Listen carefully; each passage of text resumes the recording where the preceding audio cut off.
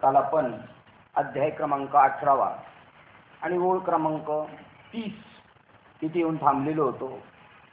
गुरुस्तवनाच्या ओळी आहेत आणि तिथून पुढे ज्यावेळेला गुरूंनी सांगितलं, बाबा तुला रोज रोज काय प्रार्थना करायची गरज नाही, एकदाच काय ती कृपा वगैरे होत असती, लोखंडाचा स्पर्श, लोखंडाला परिसाचा एकदाच स्पर्श झाला का त्याचं सोनं होतं, वारंवार त्याला काय तसं तू म्हणतोस की कृपा करा कृपा करा. तर तेव्हा निवृत्ती महाराज म्हणाले की तू अशी वारंवार आमची विनंती करू नकोस. अरे लोखंडाचे सुवर्ण होण्याकरता परिसावर ते लोखंड वरचेवर असे किती वेळा घासायला लागेल. बस एकदाच कृपा झाली हो साधू संतांची. निवृत्ती दादाची आणि गहिनीनाथाची एकदाच भेट झाली. आपण तर रोज आहे, पण आपल्याला काय परिणाम नाही, गुण नाही, काय नाही. उलट जेवढं जवळ जावं तेवढं आपल्याला काय होतं, विपरीत दृष्टी प्राप्त होते आपल्याला. म्हणून साधू संतांनी वाक्य सांगितले, संत संगती न करावा वास, एखादा गुणदोष येईल अंगा. जास्त जवळीक झाली ना का मग जास्त डोक्यात काहीतरी दुसरं दिसायला लागतं. म्हणून दुरून डोंगर साजरे असतात, ठराविक अंतरावरच ठेवायचं. मधने बाबांना म्हणलं, बाबा जर तुम्ही इथं असते तर रोज किती मजा आली असती. हो तर ते म्हणले, बाबा आहे तेच बरं आहे. बरं का बाबा, आहे ते बरं आहे म्हणले, लांबूनच बरं असतं. ते म्हणतात किती वरच्यावर घासावं. म्हणून एकदा स्पर्श झाला तरी पुरे, म्हणून वरच्यावर स्तुती करण्याचे कारण नाही. तेव्हा ज्ञानदेवांनी प्रार्थना केली की महाराज आपली आज्ञा हाच प्रसाद आहे, तर मी जो आता गीतेचा अर्थ सांगणार आहे त्याकडे देवाने लक्ष द्यावे. हे गीता ग्रंथरूपी रत्न खचित देवालय असून त्याचा हा जो 18वा अध्याय तो अर्थरूपी चिंतामणीचा बनवलेला कळसच आहे. तो असा की ज्याच्या दर्शनाने संपूर्ण गीतेचे दर्शन करवणारा हा अध्याय वाटाडे आहे. ज्याला काहीच जमलं नाही, 17व्या अध्यायापर्यंत यायला नाही जमलं, त्यांनी एवढं करावं. पंढरपूरला आपण जातो वारीच्या वेळेला, प्रत्यक्ष देवाचं दर्शन होत नाही आपलं, पण मग काय करतो, कळसाचं दर्शन आणि नगर प्रदक्षिणा, बस एवढं केलं तरी त्याला दर्शन झाल्यासारखं. तसा हा 18वा अध्याय. आणि जाता जाता सुरुवातच पहिली ओळ केली होती, काय श्रीगुरूंचं सामर्थ्य. आता इथून पुढे आपण भविष्यात जेव्हाही ज्ञानेश्वरी वाचू किंवा भागवत वाचू, त्याच्यामध्ये गुरुस्तवनाच्या ज्या ओळी येणार त्याचं एकदम बारकाईने चिंतन करायचं. ते सगळं अद्वैत स्वरूपाचं वर्णन आहे, अमृत अनुभवाचं वर्णन आहे. वरकांतीचे जेवढे समजतात लोक आणि जेवढे गुरु म्हणून सोकावलेले आहेत त्यांनी तेवढी ओळख करून नाही दिलेली. ते स्वरूप आहे त्यांचं, त्यांनी त्यांच्याही स्वरूपाची ओळख करून नाही घेतली. आणि जे त्यांच्या पायाला लागलेले आहेत त्यांनाही त्यांच्या स्वरूपाची प्राप्ती करून दिलेली नाही.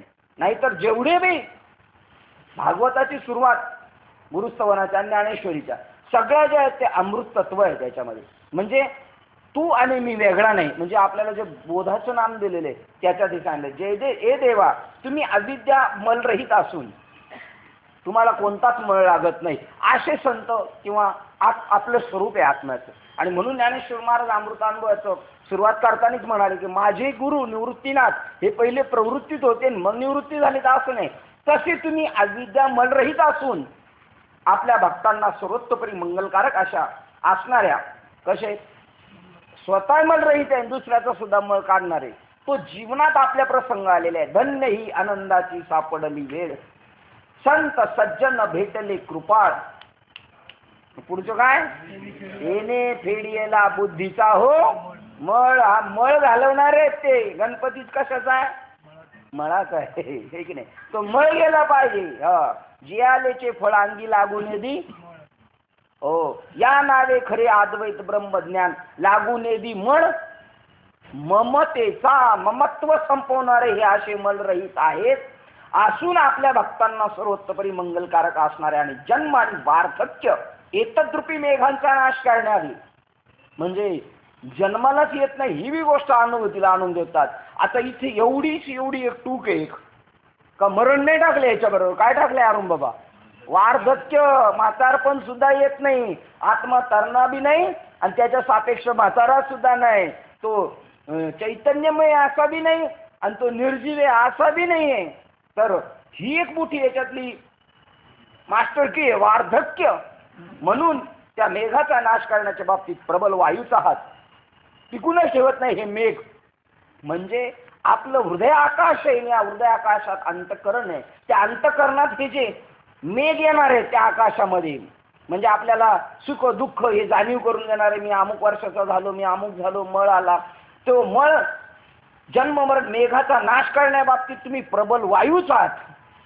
म्हणजे जे आले ढग आहेत त्याला घालून देतो. तसं अंतकरणात आपल्या जीवनात जे येणारे प्रसंग आहेत, अंतकरणात आपली वृत्ती तशी होणार आहे. कधीतरी खचित आपण देहबुद्धीवर येणार, खचित नाही जास्त येतोय आपण, पण ही संताची भूमिका सांगतात. जर आपल्यावर संताची कृपा झाली तरी कधी कधी आपण बुद्धीवर येऊ शकतो, देहबुद्धीवर. पण गुरुची कृपा अशा का प्रबळ वारा निर्माण होणार आणि त्याच्यातून पळून जाणार. आणि याची मेघ बाबांनी सांगितली होती. ज्यावेळेला खूप प्रसंग, काम, क्रोध, लोभ, मद, मत्सर, काही भांडण तंटा, डोक्यात काही विशेष तत्वायला लागले, एक मोठा श्वास घ्यायचा आणि मोठं सोडून द्यायचा. कारण जे विकार आहेत, काम, क्रोध, लोभ, हे कसे आहेत? वायुरूप आहेत. मग तो वारा का आतमध्ये भरला, या देवाचे भरता वारे अंगी प्रेमाचे फेपरे, गुरुगुरु करीती वेडे चारे पाहतू कया भुंकविले. संतांनी भुंकायला लावलं पाहिजे आपल्याला. आपल्या मनाने भुंकविले, त्यांचा काही विचार नाही. आम्हीच भुंकायला लागलो असं नाही. पाहत तू कया भुंकविले, त्यांनी आम्हाला सांगितलं तुम्ही करायला पाहिजे ही गोष्ट. असा प्रबला हत्या तुमचा जय जयकार असो, असं गुरुस्तवन केल्यानंतर सारखं तुम्ही कृपा करा, तुम्ही कृपा करा बाबांना म्हणायला लागले निवृत्तीदादाला. जर निवृत्तीदादांनी एकच टप्पा सांगितला, परिसाला लोखंडाचा स्पर्श एकदाच झाला पाहिजे, राव करायला पाहिजे. किती वेळा घासावं लागेल लोखंडाला परिसावं म्हणजे त्याचं सोनं होईल. तसं तू आता काय राव सारखी म्हणतो कृपा करा कृपा करा. काय कृपा बिपा आहे ते सगळं पहिलं, कारण मागेच आहे ना, आता सोडी कृपा भांडवला आपुले. अरे हे काय राव प्रत्येक वेळा प्रार्थना करायची म्हणजे असं एखाद्या कीर्तनात असं करायचं. संतांना नाही प्राचारायचं म्हणजे पांडुरंगानं मन नाही, ओम नमो ज्ञानेश्वराय नाही, डायरेक्ट फेटा बांधायचा, उपरणं बांधून लगेच सुरुवात करायची. रोज रोज काय, कारण वेळेचं भान ठेवायचं. अशा प्रकारे त्यांनी सांगितलं. आणि जाता जाता काल पाहिलं का हा जो अध्याय आहे तो 18वा कलश अध्याय आहे. आणि हा मोक्ष मार्गाला जाणाऱ्या माणसाला वाटाडा आहे. म्हणजे थोडक्यातच भरपूर फायदा करणारा असा अध्याय 18वा.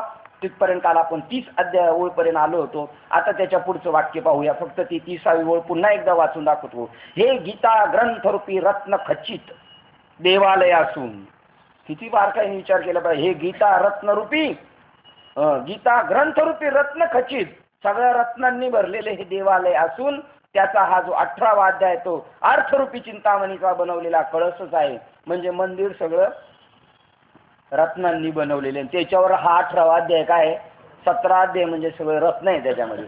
तो अर्थरूपी चिंतामणीचा बनवलेला कळस आहे. तोही असा की ज्याच्या दर्शनाने संपूर्ण गीतेचे दर्शन करवणारा हा अध्याय वाटाडा आहे. म्हणजे गीता दर्शनाचे श्रेय लाभते असा हा आहे 18वा अध्याय. याचं महात्म्य सांगितलं आणि आपण पुढे वाचूया. लोकात तरी अशीच समजूत रूढ आहे की कळसाचे दुरून दर्शन घेतले असता त्या देवालयातील देवतेच्या भेटीचेच प्रत्यक्ष दर्शनाचेच फल हस्तगत झाले असे होते. तसाच येथेही प्रकार आहे. मंदिरात प्रत्यक्ष नाही भेट झाल्यावर कळसाचं दर्शन करून येतात लोक, तद्वत स्वामी. त्याप्रमाणे कळसाचं दर्शन घेतलं म्हणजे देवाचं दर्शन झाल्यासारखं आहे. तसाच येथेही प्रकार आहे. कारण की या एकाच अध्यायाचे वाचन चिंतन केले असता सर्व गीताशास्त्राचे दर्शन झाले, वाचल्याचे श्रेय लाभते असते असे होते. याच कारणास्तव मी या 18व्या अध्यायास कळसाची उपमा दिली आहे. कारण की हा जो कळस श्री व्यासदेवांनीच गीतारूपी देवालयावर चढवलेला आहे. देवालयावर कळस चढवल्यावर मग त्या मंदिराचे जसे कोणतेही काम करायचे उरत नाही, तसे हा 18वा अध्याय गीता संपली हेच दर्शवतो. सांगत आहे श्री व्यास हे स्वभावता श्रेष्ठ कारागीर, सूत्रकार, विशाल बुद्धीचे होते. त्यांनी मोठ्या कुशलतेने ब्रह्मसूत्रे रचली आणि वेदरूपी रत्नांच्या पर्वतावर उपनिषदार्थरूपी पठारावर खणण्यास प्रारंभ केला. म्हणजे वेद तात्पर्य निर्णयार्थ उपनिषद विचार प्रारंभ केला. वेद हे 3 गुणाचे, सत्वगुण, रजगुण आणि तमगुणाने व्यापते.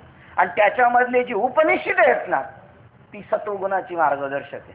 बघा आता मग आता तुम्ही वेदातून काय डायरेक्ट अभ्यासाला घ्यायचं स्टड उपनिषद कारण. आणि ह्या उपनिषदाचं सुद्धा सार मंथन करून काढलेलं गीता तत्व आहे. त्यावेळी या माळ जमिनीवर धर्म, अर्थ, वेद तात्पर्य निर्णयात्मक उपनिषद विचाराचा प्रारंभ केला. त्यावेळी त्या माळ जमिनीत धर्म, अर्थ व काम या त्रिविध पुरुषार्थरूपी भिन्न भिन्न आकाराचे पुष्कळ गडंगळ गोटे असा बारीक चुरा निघाला. या धोंड्यांचा महाभारत रूपी तट तिला गीता रूपी देवालयाच्या भोवती बांधला. काय माऊलीने केलं, वेदाचे त्याच्यातून वेद आणि उपनिषद याचा प्रारंभ केला. आणि त्याच्यातले जे गोटे गोटे निघाले ते महाभारत रूपी तट बनवलं. म्हणजे ज्या गोष्टी आहेत ना जी पात्र आहे तिथं तट बनवलेलं आहे. त्यावेळी नंतर या खाणीत आत्मज्ञान रूपी एक जात अखंड उत्तम चिरा निघाला. त्या चातुर्याने साफसूफ करून कृष्ण अर्जुन संवाद रूपाने सुंदर घडवला.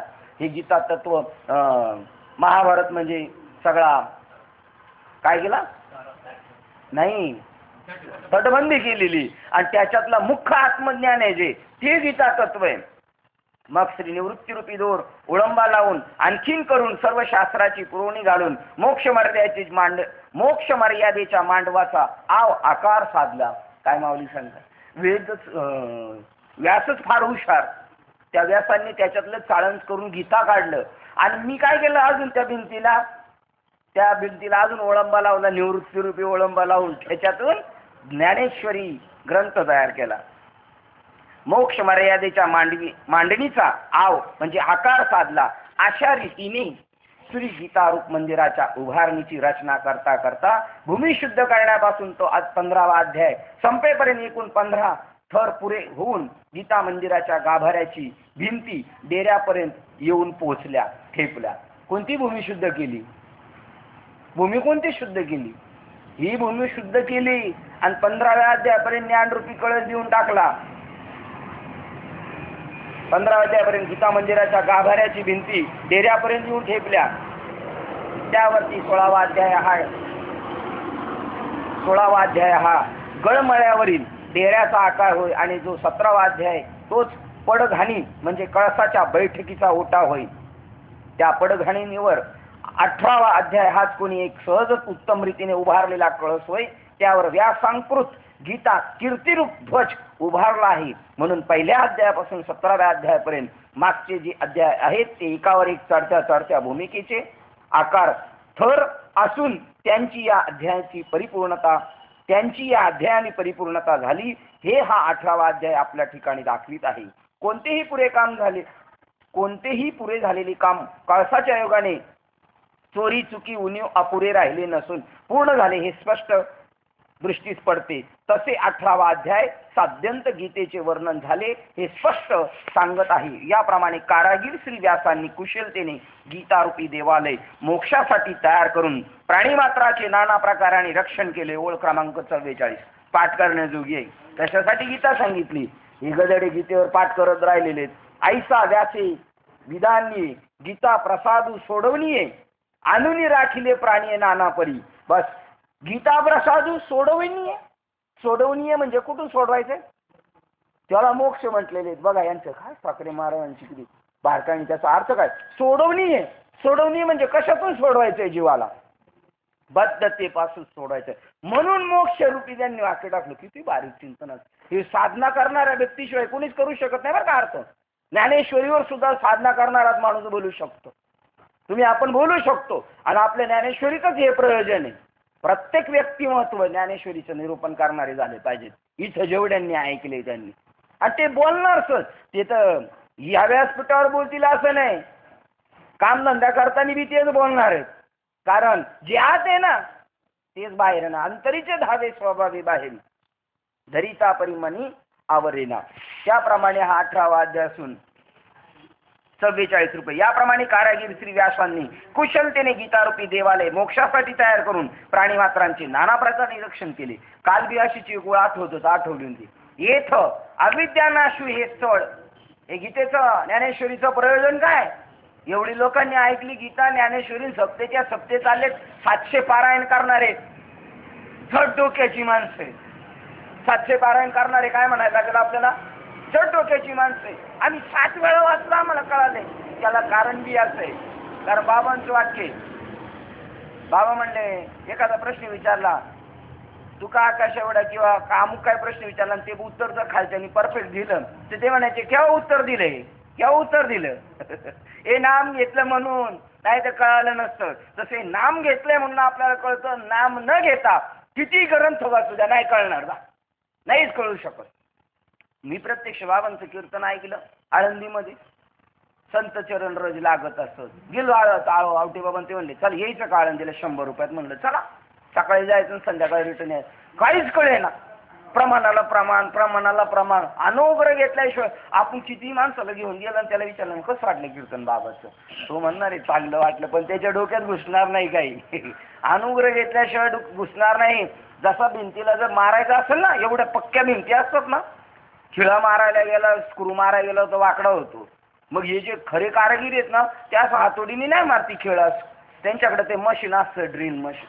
अर्ध ड्रिल मशीन मारलं का लय लूज नको व्हायला म्हणून अनुग्रह टाकून देतात. ती लाकडाची एक थोडी असते माहिती का तुम्हाला, आणि मग स्क्रू टाईट करतात. तशीच आहे आपल्या डोकी एवढी फिट झालेली 84 लक्षणीने घट्ट झालेली भिंत, त्याला ते अनुग्रहाच्या योगाने काय करतात, ड्रिल मशीन मारतात. आणि जास्तच लूज झालं तर द्यायचं काहीतरी टाकून टाईट करतात. पहा बरं, त्याप्रमाणे हे अविद्या नाशवी स्थळ ज्ञानेश्वरीचं निरूपण करतात. मोक्ष पादान फळ, अविद्या नाश होणार आणि मोक्ष प्राप्त होणार. या दोन्हीची साधन केवळ ज्ञान, ज्ञानाशिवाय प्राप्तच होऊ शकत नाही. अज्ञान निवृत्ती आणि मोक्ष प्राप्त, ज्ञान हा ज्ञानेश्वरीचा मुख्य विषय. हे गीता मंदिरात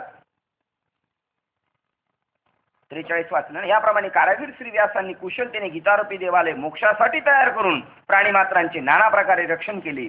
या गीता मंदिरात कोणी गीतार्थ न समजता बाहेरून नुसत्या आवर्तन रूपी प्रदक्षिणा करतात. ही नुसती पाठ करणार आहे, गीता म्हणता येते ना त्यांना. आपल्याला नाही यायची गीता व्यवस्थित उच्चारता, आपला काना मात्र घसरणार, ह्रस्व दीर्घ घसरणार, पण आपल्याला जे समजायचं ते समजलेले. आणि यांनी पाठ केलं तर काय त्याचं फळ मिळणार आहे. ज्ञानेश्वर महाराज म्हणतात खरं फळ आहे मोक्ष, आणि मोक्ष नसेल मिळत आणि जर हे करत असतील गीतेचा पाठ तर या गीता मंदिरात कोणी गीतार्थ न समजता, म्हणजे त्याचा अर्थ न समजता नुसत्या आवर्तन रूपी प्रदक्षिणा करतात. नुसतं पाठ करतात म्हणजे मंदिराला जसे काही प्रदक्षिणा मारत असतात ना, तसे प्रदक्षिणा मारल्या. पण आतमध्ये परमात्म्याचं लक्ष, दर्शन, गाभाऱ्यात जाणं आणि प्रदक्षिणा मारणे याच्यात जेवढं अंतर आहे बस तेवढंच अंतर आहे, जास्त नाही अंतर. त्याला जर असा खेचून आतमध्ये न्यायला तर किती सोपं आहे. पण तो म्हणणार छे प्रदक्षिणात मजा आहे. गीतेचे पाठ करतात व कोणी श्रवणाच्या निमित्ताने या देवालयाच्या भिंतीस टेकून बसून सावलीचा उपयोग घेतात. काय ऐकायला घेतात, काय ज्ञानेश्वरी, काय ज्ञानेश्वरी, काय ज्ञानेश्वरी, काय गीता. बस भिंतीला टेकून ऐकतात, बरं वाटतं, वाटणारच बरं. कारण त्याच्या स्वरूपाचं वर्णन चालू असते. ते कोणा रामाचं, कृष्णाचं, गोकुळातल्या लीला वगैरे नसतात चालल्या. जो ऐकायला येतो त्याला समाधान वाटतं, त्याचं कारण त्याच्या स्वरूपाचं वर्णन चाललंय. ते म्हणतो तसं ओळखीचं तर वाटतंय पण पुरं कळत नाही. जसं एखादा माणूस काय वेळेला म्हणतो जय हरी, आता यांनी शिनलकरांनी आपल्या गाडीवर लिहिले जय हरी, तो म्हणतो जय हरी, आपण बी म्हणतो जय हरी. ओळखलं नाही आपण म्हणतो त्याला, तो म्हणतो ओळखण्याचा काय सवाल आहे, तुमच्या पाठी लिहिलंय ना रिक्षावर. हा मग लक्षात येतं. म्हणजे तसं त्याला वाटतं की हे ओळखीचं तर वाटतंय पण पुरी ओळख पटत नाही. असं गीताशास्त्र आहे. भिंतीस टेकून बसून सावलीचा उपभोग घेतो. कोणत्या सावलीचा? विश्रांती पावलो नाही, काकड्याचं प्रमाण त्याच्यातलं विश्रांतीचा ठाव पायी संताची अभाव. तिथे गेल्यानंतर विश्रांती भेटते. जीवाला काय वाटतं बरं का, तर तिथे गेल्यावर तो आपल्या चैतन्याबद्दल बोलतो म्हणून समाधान वाटतं. कोणी पुरते अवधान रूपी विडा, त्यामध्ये आपला नंबर लागतो त्याच्यामध्ये काय आपण टेन्शन घ्यायचं. कोणी पुरते अवधान रूपी विडा पैसा घेऊन गीतारूपी देवळाच्या अर्थ ज्ञानरूपी गाभाऱ्यात प्रवेश करतात. हा गीतारूपी अर्थ काय, अवधान रूपी विडा. मला वाटतं म्हणूनच नवरदेवाच्या तोंडात तो विडा देत असतील. आता सावधान हो ग तड्या, पुढं लढायला जायचंय तुला. तसा हा अवधान रूपी विडा, काहीतरी आपल्याला योग्य काम करायचंय, काहीतरी महत्वाचं सांगायचंय, सावधान. त्यात काही माहित नसते, ते चावायला बी सुरुवात करते. तुमच्याकडे ठेवतात का नाही, तोंडा ठेवतात ना. अवधान रूपी विडा पैसा घेऊन गीतारूपी देवळाच्या अर्थ ज्ञान रूपी गाभाऱ्यात प्रवेश मिळवतात. काही आतमध्ये प्रवेश मिळवतात. यांची एंट्रीच झाली, प्रवेश मिळवतात म्हणल्यानंतर. यशवंत आहे ते आत्मबोधाच्या योगाने आत्मरूप श्रीहरीची सत्वर प्रत्यक्ष भेट घेतात. जे अवधान रूपी विडा घेऊन आतमध्ये जातात ते ताबडतोब आत्मबोधाच्या योगाने आत्मरूप श्रीहरीचे सत्वर म्हणजे ताबडतोब प्रत्यक्ष देव पाहता नाही. अरे पाहिलाय आम्ही, जा, तुला नाही कळायचा आणि नाही पाहिलं ते तुझ्या डोक्यात आहे तेच बरं आहे. तुला जर सांगितलं ना तू अजून उलटा कारभार करून ठेवशील. त्यामुळे तुझंच म्हणणं बरोबर आहे असं म्हणायचं. देव कोणाला भेटत नाही, अगदी बरोबर तुझं. हे गदड्या कोणी लिहिले, आमचे बाप लिहिणार आहेत का तुमचे बाप लिहिणार आहेत? राहायला नको. सत्वर प्रत्यक्ष भेट घेतात, परंतु या गीता मंदिरात मोक्षरूपी प्रसाद लाभात फलप्राप्तीच्या दृष्टीने सर्वांची योग्यता सारखी आहे. हे माऊलीचं हृदय. जाऊ दे, उलट माऊलीचं हृदय असं आहे बघा. आई असती, 4 भावंड असतात, 2 जण मुंबईला असतात, एक तिकडंच कुठं तरी शहरात कामाला असतं गावाला, आणि एक आयुष्यभर गावाला. त्याला काय उत्कर्ष नाही करता आला, तर त्या म्हणतात 5 एकर आहे ना, तो तुम्ही 4 जण आहेत ना, 3 जण 1 एकर घ्या, 1 एकर, आणि त्याला काय करा, त्याला 2 एकर द्या. ते माऊलीचं हृदय. म्हणून ज्ञानेश्वर महाराजांना माऊली संज्ञा आहे. मूर्खाला सुद्धा मांडीवर घेतले त्यांनी, सांगून सुद्धा कळत नाही त्याला सुद्धा मांडीवर घेतलं, त्याचा आदर नाही केला. काही तर चॉकलेट सोडलं परत. आता पहिले सांगितले मांडवात कोण प्रदक्षिणा घालतंय, कोण अर्थरूप विडा घेऊन प्रत्यक्ष श्रीहरीची भेट घेतंय, कोण फक्त वाचून अर्थाच्या सावलीला बसतंय. पण शेवटी परत सांगितलं सगळ्यांना मोक्षच लाभतो ना. पण कसा लाभतो? हळूहळू प्रदक्षिणा करणाऱ्याला इथे यावं लागेल, पायरीवर डोकं ठेवावं लागेल, पायरीवर डोकं ठेवून काही श्रवण करावं लागेल, नंतर अवधान ठेवलं पाहिजे, मग भेट होणार आहे. अशा पद्धतीने मोक्ष लाभतं. पहा वाक्य काय, फलप्राप्तीच्या दृष्टीने सर्वांची योग्यता सारखी. जशी समर्थाच्या पंक्तीत वरच्या खालच्या पानावर ज्याप्रमाणे एकसारखीच पक्वांनी वाढलेली असतात, पंक्ती भेद नसतो, त्याप्रमाणे गीतेच्या श्रवणाने, अर्थज्ञानाने, पठनाने व अवर्तनाने एक मोक्षच प्राप्त होतो. हे वाक्य परफेक्ट आहे. पण कोणासाठी? जसं आपण एखादा म्हणतो, आपला नातेवाईक असतो, आपला मित्र असतो, तो म्हणतो मला नाही माळ जमायची घालायला. बरं नको माळ घालू, कीर्तनाला तर चल ना, वारीला चल, अरे चल पंढरपूरला चल, तो चल, पण मी माळ नाही घालणार. बरं काय, चालेल सर, मी हळूहळू नेता एक दिवशी घालतो की नाही तो माळ, नंतर घालतो. या प्रकारे अर्थे पठणे श्रवणू मोक्षाचे लाभ आहे. कारण ती स्टेपच आहे पायरीने. म्हणजे बरेच दिवस माळकरी झालाय, नाम नको म्हणतो, त्याच्यासाठी हे वाक्य नाही. असा गीता ग्रंथ विष्णूचे देवालय आहे व 18वा अध्याय त्यावरील उघड कळस आहे, असा भेद आहे उपर निदिष्ट वर्म जाणूनच स्पष्ट सांगितला. आता 17वा अध्यायानंतर या 18व्या अध्यायाची उभारणी कशी झाली आहे, अर्थात ती अध्याय संगती व तो संबंध दृष्टीस दिसेल असा तुला समजून सांगतो. अथवा प्रयागास गंगा व यमुना यांच्या संगमाच्या ठिकाणी पाणी जरी ओघाने संबंधाने दृष्टीस निरनिराळे दिसले, तरी पण पाणी पण म्हणजे उदकत्व या भावनेने पाहिल्यास त्या दोन्ही नद्यांचे पाणी एकच आहे असे दिसते. अर्धनारी नटेश्वराच्या रूपात शरीराचे एकत्व न बिघडता जसे स्त्री व पुरुष असे सोंगाचे 2 आकार दिसतात, त्यांचे अधिष्ठान शरीर एकच एक असते. किंवा शुद्ध पक्षात चंद्राची कला हर एक दिवसागणित अधिक वाढलेली दिसते, परंतु चंद्राची दृष्टीने पाहू गेले असता तो नित्य परिपूर्णच आहे.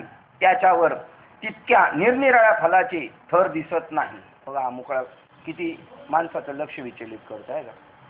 आई सारखा वळवळ करतो, हे दिसायच्या ऐवजी तोच दिसतो, तो म्हणतो आता नाही सोडणार. हा,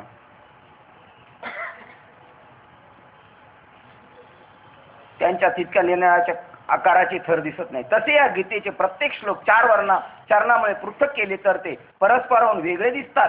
तसेच एक अध्याय संपून दुसरा अध्याय आरंभ केल्यामुळे तेही वेगवेगळे भासतात, हे खरे. परंतु ग्रंथातील प्रतिपाद्य सिद्धांताच्या व अर्थाच्या दृष्टीने त्यात मुळीच भेद नाही, अनेकत्व येत नाही. हा वाक्य माऊली निरूपण करणाऱ्याला कळावं ना. अभ्यास कसं काय म्हणायचं, या लोकांना कळत नाही. गीतेचे प्रकार वेगळे आहेत, त्याचे अधिकारी वेगळे आहेत. एक कर्म मार्गाचा अधिकारी, एक ज्ञान मार्गाचा अधिकारी, एक भक्ती मार्गाचा अधिकारी, एक योगाचा अधिकारी. अरे कुणी सांगितलं तुला हे? याच्यात काय लिहिलंय? ते म्हणतात जरी भेद दिसले वेगवेगळे, पण एक तत्व आहे त्यांचं, काय? त्याला मोक्ष मिळाला पाहिजे. बस, तुला कुठून काय सांगायचं ते सांग. एकच मार्ग आहे देवाकडे जायचं. हे बी एवढं डिटेल सांगा माऊलीने. या शरीराला 9 छिद्र आहेत, तरी पण तोंडानेच अन्न सेवन करावं, नाकाने सुगंध घ्यावा, कानाने श्रवण करावं. तसा ईश्वराकडे जायचा एकच मार्ग आहे. नामापरते साधनच नाही, जे तू करशील आणि काय. नामापरते तत्व नाही रे, अन्य का दुसरा आहेच नाही. आणि जर तू आहे म्हणत असेल तर वाया अनेक पंथा जाशील, दुसऱ्या मार्गाला लटकशील. परंतु उपजोनी करंटाने रे अद्वैत वाटा. मग रामकृष्ण पैठाकाच हवी. परंतु ग्रंथातील प्रतिपाद्य सिद्धांताच्या अर्थाच्या दृष्टीने त्यात मुळीच भेद नाही, अनेकत्व येत नाही. हेच तर 700 श्लोक व्यवहारीत सांगायचंय. 700 श्लोक 700 श्लोक असले अध्याय 18 असले लेख तरी देव बोलिले एक. तुझं बोललेच नाही, दुसरं बोलायला टाइम कोणाकडे? तुम्ही दुसरं काय नाही सांगते, सासू सासऱ्याच्या गोष्टी ते सांगणारे स्पेशल महाराज आहेत. आमची नियुक्ती त्याच्यासाठी नाही.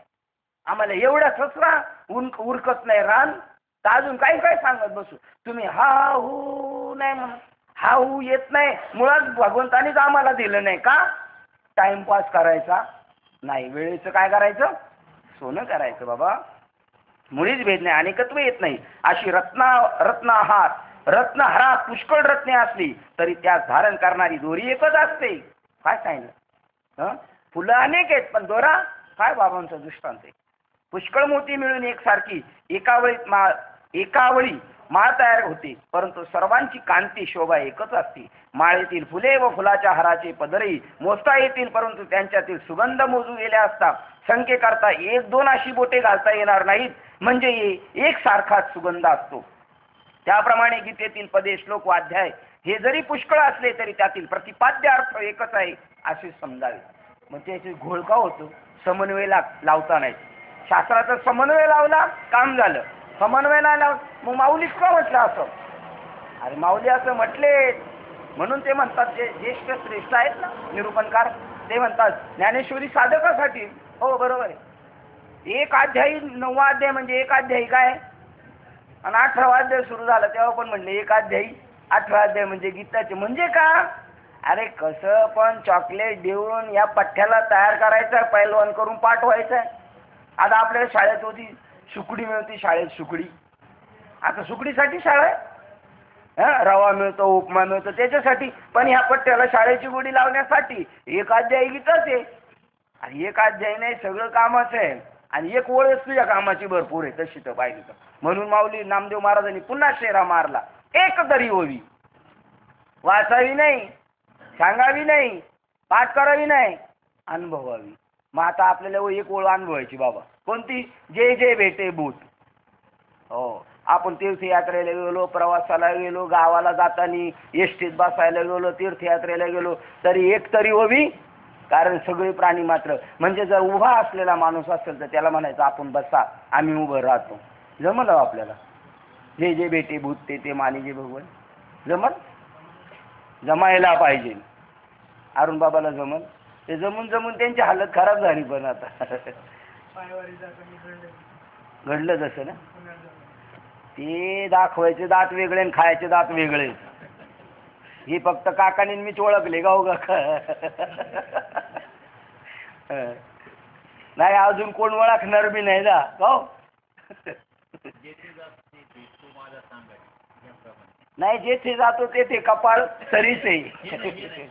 असं आहे का? पहिलं बरोबर.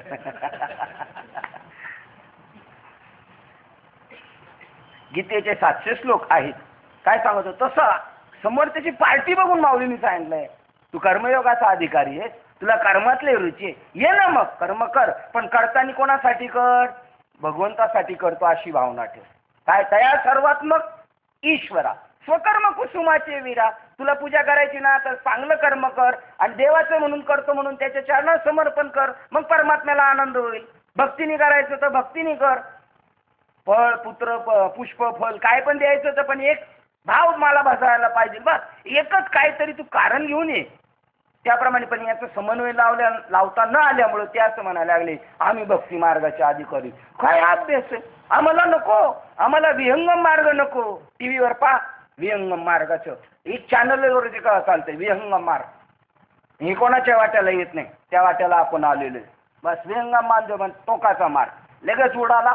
ते एक चित्र लावलं पाहिजे. आता बघा तिसरं चित्र माझ्या डोक्यात आहे, ह्याच्यामध्ये दिलेलं आहे 2 चित्र दिलेले त्याच्यामध्ये. अजून एक आंबा खायला एक पुरुष चढतोय झाडावरून असा असा, आणि पक्षी डायरेक्ट जाऊन झोंबतो. तो मार्ग आहे आमच्या साधू संतांचा विहंगम मुखी नाम हातीमोक्ष. किती दिवस मरेपर्यंत करत राहा, मेल्या मरतानी देवाचं नाव येईल. हा नाही आमच्या संतांचा विषय, हा आमच्या वारकरी संप्रदायाचा विषय नाही, हा यांचा विषय. ही कोणत्या संप्रदायाचे काय माहिती?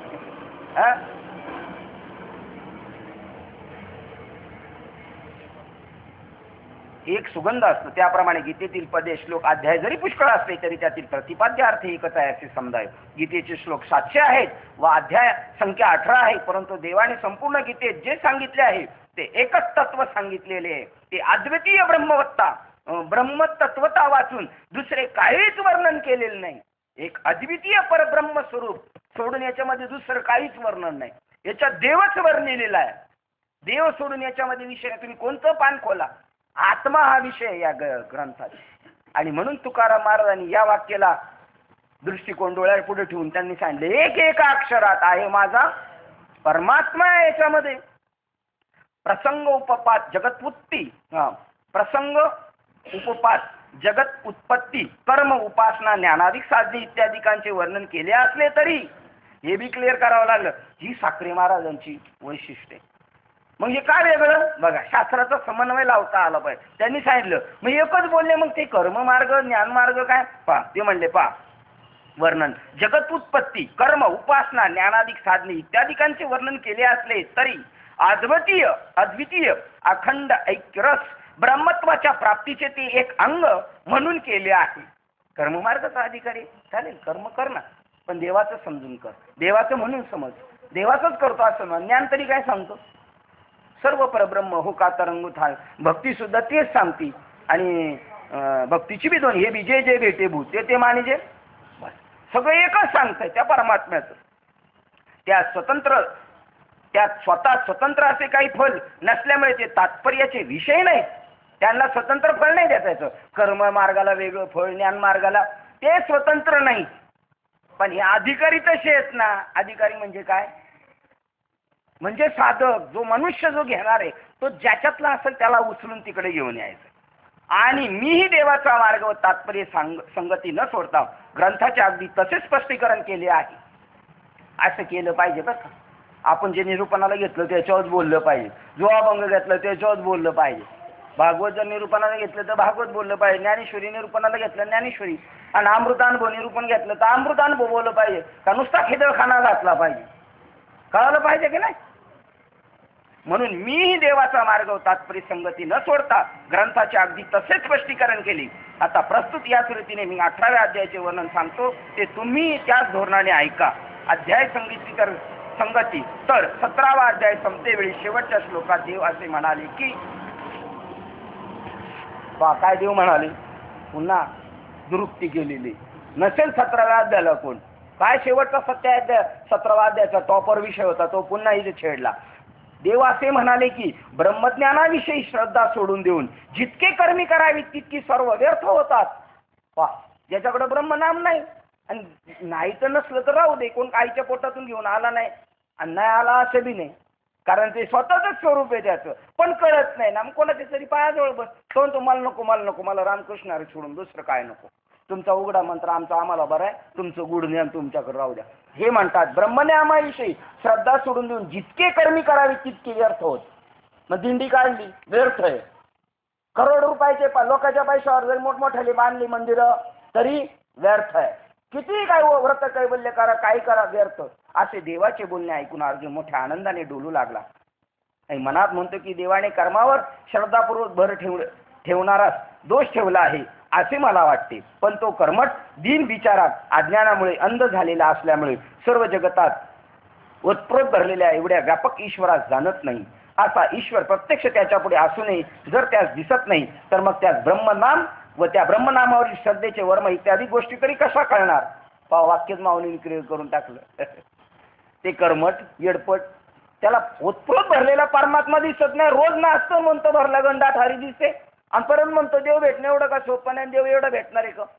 तर त्याला एवढं जगामध्ये ब्रह्मदिशी उघडे तरी त्याला दिसत नाही, तर त्याला ब्रह्मनाम आणि त्या ब्रह्मनामावरील श्रद्धा कधी कळणार त्या कर्मठाला.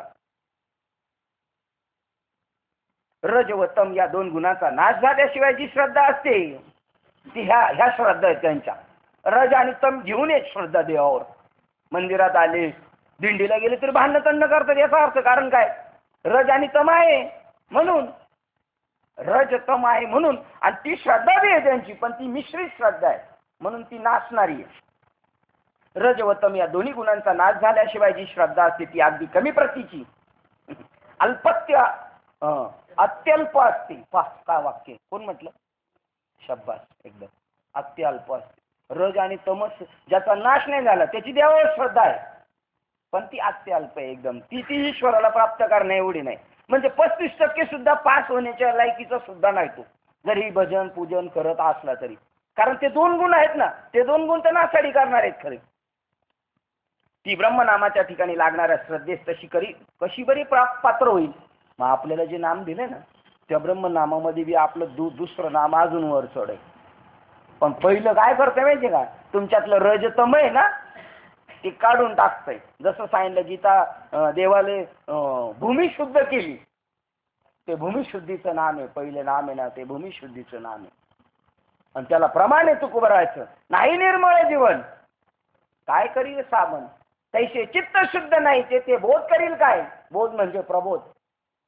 आणि मग तो प्रबोध दिल्यानंतर तो काय, चित्त शुद्ध होतं. मग पाणी निर्मळ आहे आणि मग साबण दिला तर कपडे निघतील ना. तसं अनुग्रहाच्या नामाने निर्मळ केलं, भूमीची चकाचकी केली, त्याच्या बोध ठेवला आणि मग तो साधक अंगी बांधता प्रबोध साधकाचे होती सिद्ध. ते सिद्ध होतात, त्यांच्या दृष्टीने काहीच कमी जास्त राहत नाही. ब्रह्मनामाच्या ठिकाणी लागणाऱ्या श्रद्धेस ती कशी बरं पात्र होईल. मग शास्त्रात म्हणून ही लोक नाम घेऊ शकत नाही का, पात्र नाही, ती योग्य नाही. तुम्हाला आपल्याला किती कनवळा येऊ द्याव. मी माझ्या गावात पाहिलं 1-2 बाबांना फोर्स केला, बाबा देवले कार्यकर्ता आहे आमच्या गावचं, देवले लय पळतील तर इतके पळतील ना 3:30ला उठूनच मंदिरात हजर, म्हणजे 2:30लाच उठत असतील काकड्याला मला वाटतं. एवढं पळून जरी जे घ्यायचं ते नाही घेते म्हणजे बघा. आणि त्यांना दिलं नाम पण काही उपयोग नाही, देऊनही कळत नाही, मिळूनही कळत नाही, म्हणजे किती दुर्भाग्य. मग शास्त्राला आलिंगन देणे अथवा डोंबाऱ्याच्या खेळातील दोरीवर धावत सुटणे किंवा नागिनी बरोबर तिला हातात धरून खेळणे या गोष्टी जशा घातक मारक कारण होतात, तशी ब्रह्मनामावरील श्रद्धा विरहित करणे कठीण व घातक आहे. डेंजर सिग्नल, रेड सिग्नल गाडी घेऊनच जाऊन नाही जायची. पहा जर ब्रह्मनाम नाही, ब्रह्मनामावर श्रद्धा नाही, नाम घेऊ नये मग तर ते म्हणतात किती अवघड. शस्त्राला आलिंगन देणे, शास्त्राला मी म्हणलो होतो कशाला आलिंगन, शस्त्राला आलिंगन देता येईल नाही. अथवा डोंबाऱ्याच्या खेळातील दोरीवर धावत सुटणे जाऊ शक्य आहे, ते बी असं हळूहळू बॅलन्स काठी का धरती राहतात आपल्याला दाखवायला. काठी काय आहे ती, बॅलन्स आहे, बॅलन्स. ती काठी बॅलन्स आहे. आपण ते काठी घेऊनच चाललाय, काठी घेऊन चाललाय म्हणजे काठीमुळेच चाललाय तो. पहा ब्रह्म ती जशी अवघड. तिसरी गोष्ट सांगितली, नागिनीच्या बरोबर तिला हातात धरून खेळणे हे जसं अवघड, तसं नाम नसन जगामध्ये भक्ती करणं तेवढी अवघड. ही भक्ती तर होऊ शकत नाही. पण चला तुमचं वकीलपत्र स्वीकारून म्हटलं आम्ही भक्ती करताय तुम्ही, पण नाम नाही ना तुमच्याकडं. तशी आहे. मग तशी ब्रह्मनामाला श्रद्धा विरहित कर्मे कठीण व घातक आहेत व त्या कर्माची प्रवृत्ती दुसरा जन्म देण्यास कारणीभूत होणारी असते. बापरे, एवढे सर्व कुयोग दुष्ट धर्म कर्मात असतात. म्हणून कर्माचे डोळे ज्ञान ते निर्दोष व्हावे. काय वाटत आपण जे कर्म करतो एवढं गोठळच आहे, आणि नाम असलं तर कर्म धर्म त्यांचा काय काय उंची. आपलं ते जंटलमेन आहे ते बी छोटे, त्यांना खाली घेऊन आपले फोटो लावले पाहिजे तिथं. हा काय सांगा त्यांना, काय वाक्य माऊलीचं बघा. याला भगवान शंकराला चपराक मारणार वाक्य त्यांच्या गणांना. त्रिवेणीचे स्नान अखंडित करा, गंगा यमुना सरस्वती त्रिवेणीचे स्नान अखंडित करा, काशी वाशी मरा. ज्ञानेविन ज्ञान नाही ना मरा तिथं जाऊन काशीच आहे. ते आमचं पोरग सांगत होतं, म्हणलं एक काशीला घेऊन गेली म्हातारीने उडी मारली होती. आमदार साहेबांनी विचारलं का उडी मारली, ते म्हणले मारायचे होते. ते म्हणले तिकडं मर घाटकोपरला जाऊन, इकडं नको मरू, मला देशील गुतून.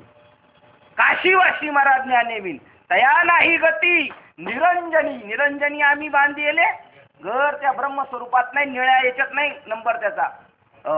काय वाक्य होतं, तया नाही गती निरंजनी भोगी रुद्र योनी. कोणत्या योनी, रुद्र म्हणजे शंकर भगवंताची योनी. कर्म वसे, त्याला कर्माचा किचकट पसारा. याच्या मागं पडा त्याच्या मागं पडा, जास्त गर्दी वाढली तर उचला. आता कोणला उचलायचं, अहो कधी कधी बाबाला उचलून घेऊन जावं लागते. आता काय करायचं, त्यांना ते मार्ग उचलायचं त्यांच्या काम आहे. शंकराचं काय काम आहे, जेवढी जत्रा वाढली त्याच्यातली कमी करायची जत्रा.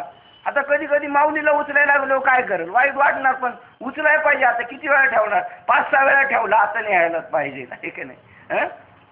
किती घातक बापरे. ह्या ओळी सुद्धा घेतल्या पाहिजेत. आता काय काय घ्यावं, बाबा म्हणले आता बस झालं, तेवढं घेतलंय तेवढंच, नाही तर जास्त घेतलं तर माखी ज्ञानेश्वरीच घेऊन घेतले तर काय वाक्य वाईट आहे म्हणजे.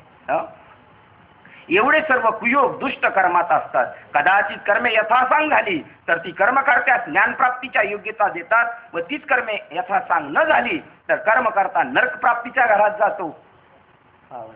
कर्म केलं खरं जर ते कोणतं कर्म यथासांग झाली, निष्काम कर्म केली, सगळं केलं जगासाठी, पण कोणतीच भावना नाही ठेवली. ती शिवाजी महाराज, छत्रपती शिवाजी महाराज, हे राज्य व्हावे ही श्रीची इच्छा आहे. जगासाठी लढले ना.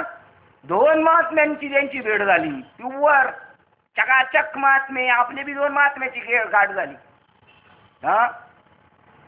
रामदास स्वामी आणि तुकाराम महाराज, त्यांनी त्यांना बोध दिला म्हणून हे झाले. त्यांच्या मुलाला बोध दिला, ज्याची खावी पोपोळी त्याची वाजवावी टाळी. ज्या वेळेला काय त्याचं नाव, संभाजीला पकडलं ना आणि त्याचे उद्या हात पाय काढायला सुरुवात करणार, त्याच्या आदल्या रात्री कल्याण भेटून आला. कोण कल्याण? रामदास स्वामींचा शिष्य कल्याण स्वामी. आणि जाऊन सांगितलं, बघ धर्म परिवर्तन करू नको, तुझ्या एकट्यावर सगळं अवलंबून आहे. तुला वेदना देणार तो, पण तू समजू नको मी हात नाही, पाय नाही, कान नाही. देहाच्या निराशे पाविजया हया, माझी आईशी काळा जाऊ नये, मी शरीर नाही, मग मी कोण आहे? मी चैतन्य आहे, मी आत्मा आहे. असा बोध त्यांच्या अनुभूतीला आणून दिला आणि म्हणून मरायला तयार झाली. आता अजून आपल्याला बोध दिलाय बाबांनी, पण अजून अनुभूतीला नाही आणून दिला. त्यामुळे चटका बसला, अरे चटका बसला, जुरळ निघालं का पळा, कोणी काय दुखणं आलं का लगेच घाबरला. दुखणी आहेत का? नाही. मग उठ्ठानी का करता, मग नाही तर का करता? नाहीच आहे, खरी खरी नाहीच आहे. त्रिविध तापाची झाली, अजून आमची कुठं झाली. आध्यात्मिक ताप म्हणजे शारीरिक ताप तर सतावतात आम्हाला. बाबांचं सांगतो, बाबांना कॅन्सर झाला होता. किती अगदी देह ठेवायच्या अगोदर 15-20 वर्षापूर्वी बॉम्बे हॉस्पिटलला ॲडमिट केलं होतं बाबांना. आणि घाडगे बाबा ते म्हणले आम्ही मोजकीच बाबांच्या अनुग्रहित होतो त्यावेळेला. आणि बॉम्बे हॉस्पिटलला ॲडमिट केलं. बाबांनी पाहिलं, खर्च तर आपला तो नाही, आपल्याच्यानी काही शक्य नाही होतं, या पोरांना खर्च पेलवायचा नाही. मग बाबा म्हणले मला काय नाही झालं, मला घरी जायचं. म्हणले बाबा असं नाही जाणार आता, आणि तुम्हाला आम्ही सोडणार नाही. म्हणजे हे लोक म्हणले सोडणार नाही म्हणजे बरं करणार तुम्हाला, हॉस्पिटलमध्ये सोडणार. आणि हे लोक कामावर जायचे. मग एक जण आलं भेटायला ना, त्याला बाबा म्हटले बघ मी सांगशील तसं बोलशील ना, बघ मला वचन दे. हा बाबा तुम्ही सांगा तसंच बोलणार, तुमच्या शब्दाच्या पुढे बघ बरं. हा वचन दिलं. हा आता डॉक्टर आल्यानंतर सांग मी आत्ता डायरेक्ट घोटीवरून आलेलो आहे आणि माझा मुलगा ऑफ झाला म्हणून. म्हणलं बाबा तू काय बोललो होता मला? वचन दिले होते काठावरती. रघुकुल रीत सदा चली आई जान जाई. त्याला बोलावं लागलं खोटं. मग डॉक्टरनी लगेच डिस्चार्ज दिला. बाबा गुटीला, हे कामावरून संध्याकाळी गेले बाबाला भेटायला. बाबाने म्हणले पेशंट फुल. मग गेल्यानंतर बाबांना जाऊन विचारलं काय झालं बाबा, तुम्हाला डिस्चार्ज दिला का? ते म्हणले असं असं सांगून आलो, मला काय झालं नाही, मला काय झालं नाही, कॅन्सर बिन्सर काय नाही झालं. त्याच्यावर बाबा 20 वर्ष खडी खाट जगले. आणि ज्यावेळेला देह ठेवला तेव्हा घशाचा कॅन्सरनी बाबा गेले. एवढं दाबून ठेवलेलं त्रिविध तापाची. आता अरुण बाबा काय करायचं, त्रिविध तापाची झाली बोलून. सांगा बरं, शारीरिक श्रम जोपर्यंत जाणवतात तोपर्यंत मी देह आहे दृढ झालेले. देहाचे निराश आहे, देह निरसला नाही, अजून देहाबद्दलचं ममत्व गेलं नाही. मला एक शब्द आठवला, मळगंगेच्या काठावर. मळ आणि गंगा, ज्ञान आणि अज्ञान यांच्या मध्ये. मळगंगेच्या काठावरती मळ आणि गंगा, ज्ञान आणि. पण मळगंगाच आहे ना तिथं गाण्यामध्ये. मळगंगा हा नाही तर मला असं ना, वचन दिलेस तू मला, नाही तर तुमच्या मनात आलं तुम्ही मळगंगा काढा दुसरी काढून तिथून. मळ म्हणजे अज्ञान, गंगा म्हणजे ज्ञान. अगदी बरोबर. हा यथासांग न झाली तर कर्म करता नरकप्राप्तीच्या घरात जातो. मग जर कर्म जर व्यवस्थित झाली नाही म्हणजे निष्काम भावनी नाही केली तर मग ज्ञान नाही मिळू शकत. इथं सांगितलं निष्काम कर्मयोग जर घडला तर ज्ञान भेटेल. आणि जर कर्म निष्काम नाही घडलं तर नरक प्राप्ती बोलावे. इतक्या किंवा अशा पुष्कळ अडचणी कर्म करणाऱ्या त्या कर्मात येतात. असे जर आहे तर मग त्या कर्मठाला मोक्षप्राप्तीची पाळी केव्हा व कशी येणार? शक्य नाही, शक्यच नाही. ज्याचा शेवटचा जन्म असं स्वामी विवेकानंद म्हणतात, तोच या तडाख्यातून सुटू शकतो. किती माहिती का डेंजर आहे या ब्रह्मदेवाचं. एक दिवस आणि एक रात्र जेव्हा होतो, म्हणजे किती आयुष्य मागे सांगितलं त्याच्यामध्ये, तेव्हा एक कल्प होतो. असे कोट्यावधी कल्प काळापर्यंत आपल्याला फिरावं लागेल. जर माणसाच्या युनीतून घसरलो तर कुत्री, मांजरं, गाढवं, डुकरं, झाडं, झुडपं हे सगळं गाडी फिरावं लागेल आपल्याला. कोट्यावधी जन्म अकस्मात मिळालाय आपल्याला हा मनुष्य जन्म. आणि इथे येऊन जर काम नाही केलं तर मग त्या कर्मठाला मोक्ष प्राप्तीच नाही. तर कर्माचे हे दैन्य दारिद्र्य नाहीसे व्हावे व त्या सर्व कर्माचा सर्वत्र त्याग केला जावा. अव्यय निर्दृष्ट असा जो कर्मसन्यास त्याचा आदर स्वीकार केला जावा. पहा सगळं दैन्य गेले, पहा धन्य आजी दिन झाले, झाली पाप तापा तुटी आणि दैन्य गेले उठावत. ज्या योगाने कर्माच्या बोधापासून, ज्या योगी कर्माच्या बाधेपासून होणाऱ्या भयाचे मुळीच नाव सुद्धा नसते. एक क्षण असा येणार आपल्याला भीती सुद्धा नाही वाटणार. कशाला घाबरायचं? दोन असलं तर घाबरू ना. भय भय नाही का धाक नाही सकळी का आपुले. बघा काय पुढचं काय वाक्य. सगळं आपले, मग भय कोणाचं राहणार? कर्माची सुद्धा भीती नाही. कारण कर्मच ब्रह्म हे ज्याच्या दृष्टीपतीला आला त्याला काय घाबरायचं कशाला? ज्याच्या योगाने कर्माच्या बाधेपासून होणाऱ्या भयाचे मुळीच नाव सुद्धा नसते, ज्यामुळे आत्मज्ञानही आपल्या स्वाधीन होते. असे जे कर्मसन्यास व कर्मयोग कर्मत्याग हे आहेत की जे ज्ञानाला आमंत्रण करणारे मंत्र आहेत, अथवा ज्ञान पिकण्याचे शेत आहे, अथवा जे ज्ञानाला आकर्षण करणाऱ्या सूत्राचे तंतूच आहेत. कर्म करायचं, पण काय करायचं? कर्मसन्यास घ्यायचा किंवा कर्मत्याग करायचा. आता हे दोन दिसले तरी नाव एक बर का. ही तर मोठी शैली आहे. मागे सुद्धा सांगितलं, एक कर्म मार्ग आणि एक ज्ञान मार्ग, हे जरी दोन सांगितले तरी ते एकच आहे. पण हे कळायला काय पाहिजे? पुण्याही लागते आपली. का हे दोन्हींमधला आशय एकच आहे. जसं मगाशी सांगितलं, तळेल्यावरीला एकच पक्वान्न, पण कसं तेवढं कळायला पाहिजे बस. असे जे दोन्ही संन्यास व त्याग या दोघांचे अनुष्ठान करून जग कर्मबंधनातून मुक्त हो, म्हणून हेच आता उघड रीतीने सांगावे असे देवास पुसावे. कर्मसन्यास योगासनाताना किंवा कर्मत्याग योगाना. आता दोन्हींची नावं आहे. कर्मसन्यास म्हणजे मुळात असं लोक म्हणतात कर्म करायचंच नाही, आणि कर्मत्याग म्हणजे कर्म करून त्याच्यातून सुटायचं. बा आता त्या दोन्हींचं विश्लेषण सांगा. असे पार्थाने मनात आणून त्याग व संन्यास यांची यथायोग्य पृथक्त्वाने स्पष्टीकरण व्हावे म्हणून जेव्हा त्यांनी प्रश्न केला, तेव्हा श्रीकृष्णाने अर्जुनास प्रत्युत्तर देण्यासाठी म्हणून जे भाषण केले त्यातच हा 18वा अध्याय व्यक्त झाला. ज्याप्रमाणे जन्य जनक भावाने एक अध्याय दुसरे अध्यायास प्रसवतो, म्हणजे कारणीभूत होतो. आता अर्जुनाने जे काही विचारले ते चांगले ऐका. 17व्या अध्यायातील सरते शेवटी देवाचे जे शेवटच्या श्लोकातील बोलणे ऐकले व त्याचे अंतकानात मनन करून अर्जुनाने अशी शंका घेतली, वास्तविक पाहता देवाने सांगितलेले सिद्धांत तत्वाविषयी खरोखर पूर्णपणे निश्चय झालेला होता. कोणाचा? तरी पण ते विचारते. कोणासाठी विचारते? आता आपल्यासाठी विचारतात. परंतु देव आता काही न बोलता स्वस्थ बसले. ते त्याला सहन होईना. वासराचे पोट भरून तृप्त झाल्यावरही गायीने आपल्यापासून दूर जाऊ नये असे त्या वासरास वाटते. एकनिष्ठ प्रेमाचा असाच लक्षण प्रकार असतो. पहा काय वाक्य. सगळं पुरं झालं तरी आता काम झालं, तर बाबांनी बाबाच केला याला, तरी तो म्हणतो बाबा नाही तुम्ही थांबलेच पाहिजे, तुम्ही थांबा ना. आपल्या जो विषय परमप्रिय असतो त्याचा वारंवार उपभोग घेण्याची इच्छा दुप्पट बळवते. म्हणून आवडीमुळे प्रेमामुळे काही कारण नसतानाही आपल्याशी बोलावेसे वाटते व ते एकदा पाहिल्यावरही पुन्हा पुन्हा डोळे भरून पाहतच असावे वाटते. असे हे प्रीतीचे लक्षणच आहे. अशी ही प्रेमाची जाती स्वरूप आहे आणि अर्जुन तर श्रीकृष्णाच्या प्रेमाची मूर्तीच आहे. आईशी कळवळ्याची याचली जाते बरं का. त्या अभंगाचं विश्लेषण, आईशी कळवळ्याची जाती करील अभावी न प्रीती. काहीच फायदा नाही आपल्याकडून त्यांना. उलट आपल्याकडून नाही म्हटलं तर त्यांना थोडाफार जाच असेल, पण तरी सुद्धा.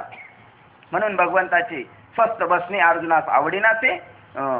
अशी ही प्रेमाची जाती स्वरूप आहे. अर्जुन तर श्रीकृष्णाच्या प्रेमाची मूर्तीच आहे. म्हणून भगवंताचे स्वस्थ बसणे अर्जुनास आवडेनासे बरी वाटेनासे झाले. आरशात पाहिल्यावर जसे आपले सहजी न दिसणारे रूप स्पष्ट पाहता येते, त्याप्रमाणे अव्यवहार्य शब्दासही विषय अविषय असणारी जी दृश्य मात्र परब्रह्म दृढ मात्र परब्रह्म असतो आहे ती प्रश्न प्रतिवाचनात्मक संवादाच्या निमित्ताने अनुभवाला येते. आपलं स्वरूप आपल्याला दिसत नाही, पण आरशा पुढे गेल्यानंतर जसं आपल्याला स्पष्ट दिसतं तसं जी परमात्मा वस्तू आहे ती प्रत्यक्ष गोचर होत नाही, दिसत नाही, पण संवादाच्या सुखातून तिचा अनुभव घेता येतो. कशाचा? परमात्मा स्वरूपाचा. मग तो संवाद जर बंद पडला तर ब्रह्मानंदाचा अनुभव घेत असता मध्येच जे अनुभव घेणे बंद पडेल. ही गोष्ट त्या आत्मसुखानुभवास सकवलेल्या अर्जुनास कशी बरी सहन होईल? तो सकावलेला आता लाचावले मन लागली शिगोडी ते जीवेने सोडी आयचे झाले. त्यामुळे अर्जुन तसं झालं, तो सकावलेला आहे म्हणून तो म्हणतो पुन्हा पुन्हा पुन्हा पुन्हा तीच गोष्ट. म्हणून त्याग व संन्यास म्हणजे काय हे पुसण्याचे निमित्त घेऊन जणू काय ते गीतारूपी घडी केलेले वस्त्र अर्जुनाने पुन्हा उकलविले. झाकून ठेवलं. आता गिऱ्हाईक घेत नाही म्हणल्यानंतर बंद करून ठेवलं, पण पुन्हा गिऱ्हाईक आलं नाही ना. मग मात्र पुन्हा खोलली, ती बंद केलेली पेटी पुन्हा खोलायला लावली. म्हणून हा 18वा अध्याय नाही तर ही एक अध्याय गीताच आहे. मग 9वा अध्याय काय?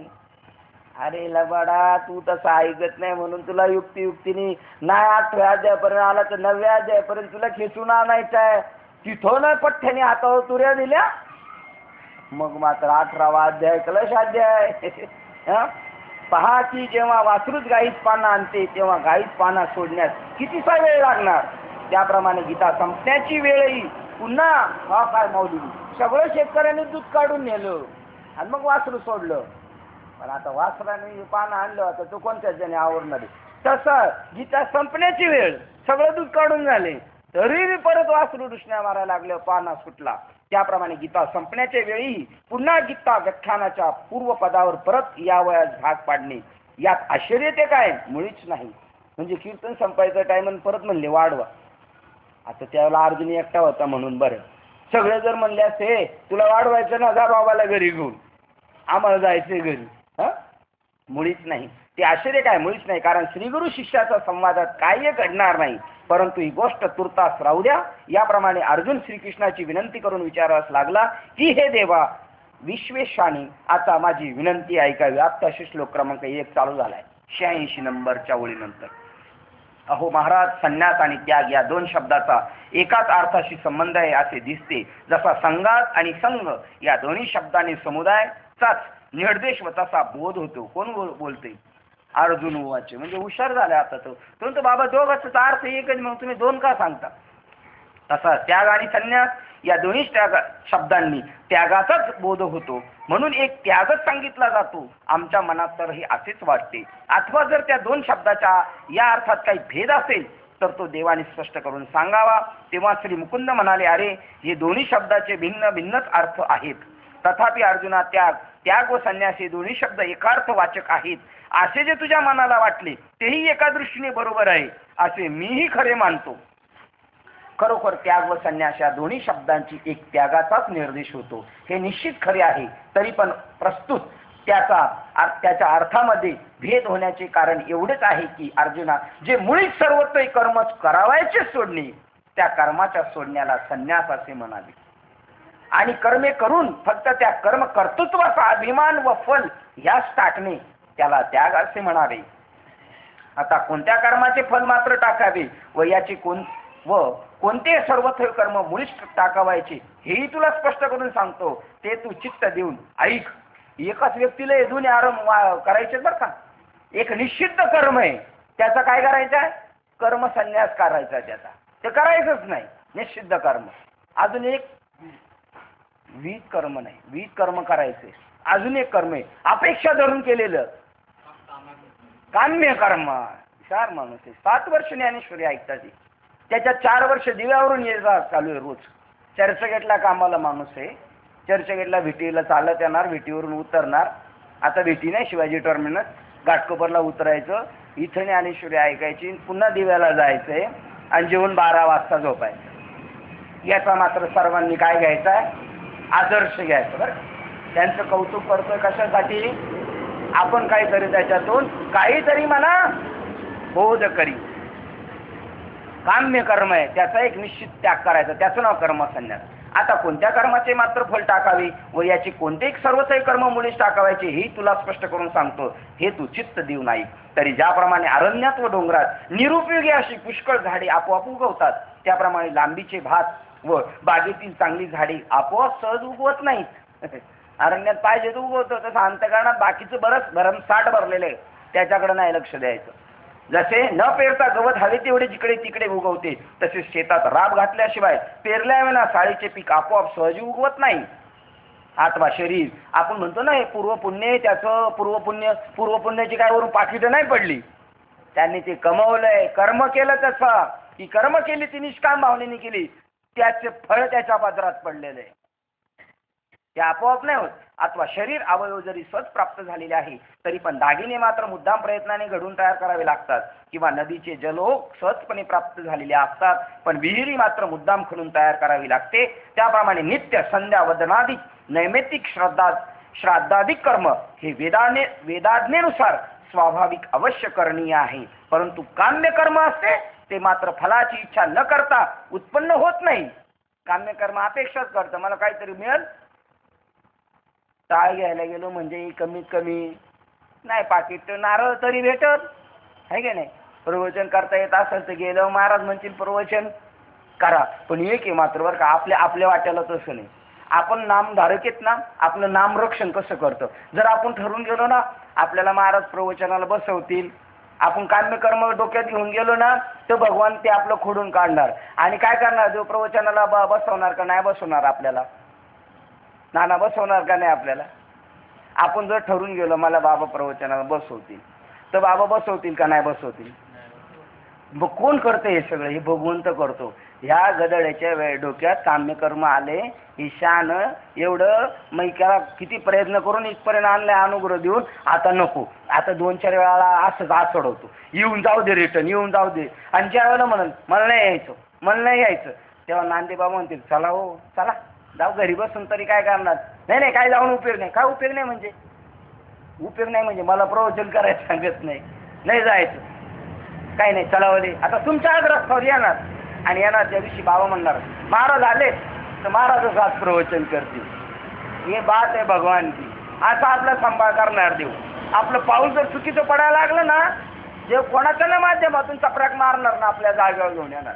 आता काळजी कोणाला आहे आपली, आता देवाला काळजी. 50% काम करायचं, 50% उर्वरित कंपनी लागस तोपर्यंत प्रयत्न करायचे, कंपनीत लागस तोपर्यंत. आणि एकदा 4-6 वर्ष झालं परमनंट झाला तर जरी हा बेडा झाला, नीट कामावणे आला तरी ते साहेब लोक याच्या घरच्या बायका पोरांकडे पाहतात, नको याचा संसार उघडा पडेल, जाऊ दे एवढ्यांमध्ये त्याचं जाणार आहे कसं. पण कशी हजेरी लावायची, पगाराच्या वेळेला सांगायचं बाई तुम्ही या बरं का पगार घेऊन जा, आता कोणाचं काम आहे. असा भगवंत करतो बरं. यांनी मला परवा सांगितलं म्हणे एक कोणतं तरी शेठ आहे, गरिबीतून मोठा झाला, त्याच्याकडे 70 विमानाचे ड्रायव्हर आहे, 70. पण एक ड्रायव्हर कधी काम नाही करत, नुसतं आळणटळण करतो, खातो पितो. तर 69 कंप्लेंट केली शेठकडे जाऊन, तो बघा काम नाही करत काय नाही, कशाला त्याला ठेवता. आता शेठ म्हणलं तुम्ही 69 करताना, 69 मध्ये एक झाकून नाही जाऊ शकत का. बापरे, मी तो म्हणतो हा कीर्तनकार बाबाच्या वरचा बोध याला झालेला आहे. बाबा बी कच्चाच, मग ओनर कच्चा बी कच्चा. ही फलाची इच्छा न उत्पन्न होते, म्हणजे जे फळ आहे ना काम्यकर्म ते अपेक्षा देतं म्हणून त्याचा त्याग करायचा. पहा श्लोक क्रमांक 2, म्हणजे जे काम्यकर्म उत्पन्न होण्याकरता फलाच्या इच्छेचा समुदायाचा आधार असावा लागतो व ज्या कर्मात अश्वमेधाधिक त्याग हे प्रसिद्ध आहे. मग श्रीरामचंद्रांनी बी केलं होता, काम्यकर्मच होतं ना ते. बघा ऊन नाही दिलं, अडवलं घोड. कोणी अडवलं, पोरांनीच अडवलं. पप्पा हे काय करता, नाही घोडं जाऊन जाणार, नानाला रिटर्न पाठवतो. नाना म्हणजे लक्ष्मण भरत. पप्पाला बी रिटर्न पाठवला असतं पण मम्मी म्हणाली जाऊ द्या नको, करा सेटलमेंट. पहा बाबा, तर रामाकडून सुद्धा नेऊन दिलं बा. प्रसिद्ध आहे पुष्पकरणी, बारव, विहिरी इत्यादी परोपकारार्थ बांधणे, बागा लावणे, जमिनी इनाम देणे व एखाद्या ठिकाणी मोठे शहर वसवणे, याशिवाय आणखीनही पुष्कळ प्रकारच्या व्रताचे समुदाय, अशी सर्व इष्ट व पूर्त कर्मे होत त्याला एक कामनाच मूळ कारण असते आणि ज्या कर्माचे आचरण केले असतात ते कर्म करणाऱ्यास बद्ध करून बळेच आपले फल भोगावंच लावते. हे जे सगळं डोक्यात असतं, कोणाचं चांगलं चांगलं करतं ते काहीतरी डोक्यात घालूनच करत असतं. अर्जुनाचं देहरूपी गावावर आल्यावर देहरूपी गावाला आल्यावर जन्म मृत्यूच्या सोहळ्यांना भोगण्यास नाही म्हणता येत नाही. जन्म आणि मृत्यू हा काय सोहळा आहे, मग घाबरतात काय लोक, काय करायचं मग लय मोठा सोहळा करायचा. गाडगे बाबा म्हणले होते नाही आता बाद झाला, आता मोठा सोहळा करायचा. तर इंगोले बाबा म्हणले करायचं सोहळा करणार आम्ही, पण जरा अजून टाईम आहे, थोडे दिवस तर थांबा, सोहळा तर करायचंच आहे.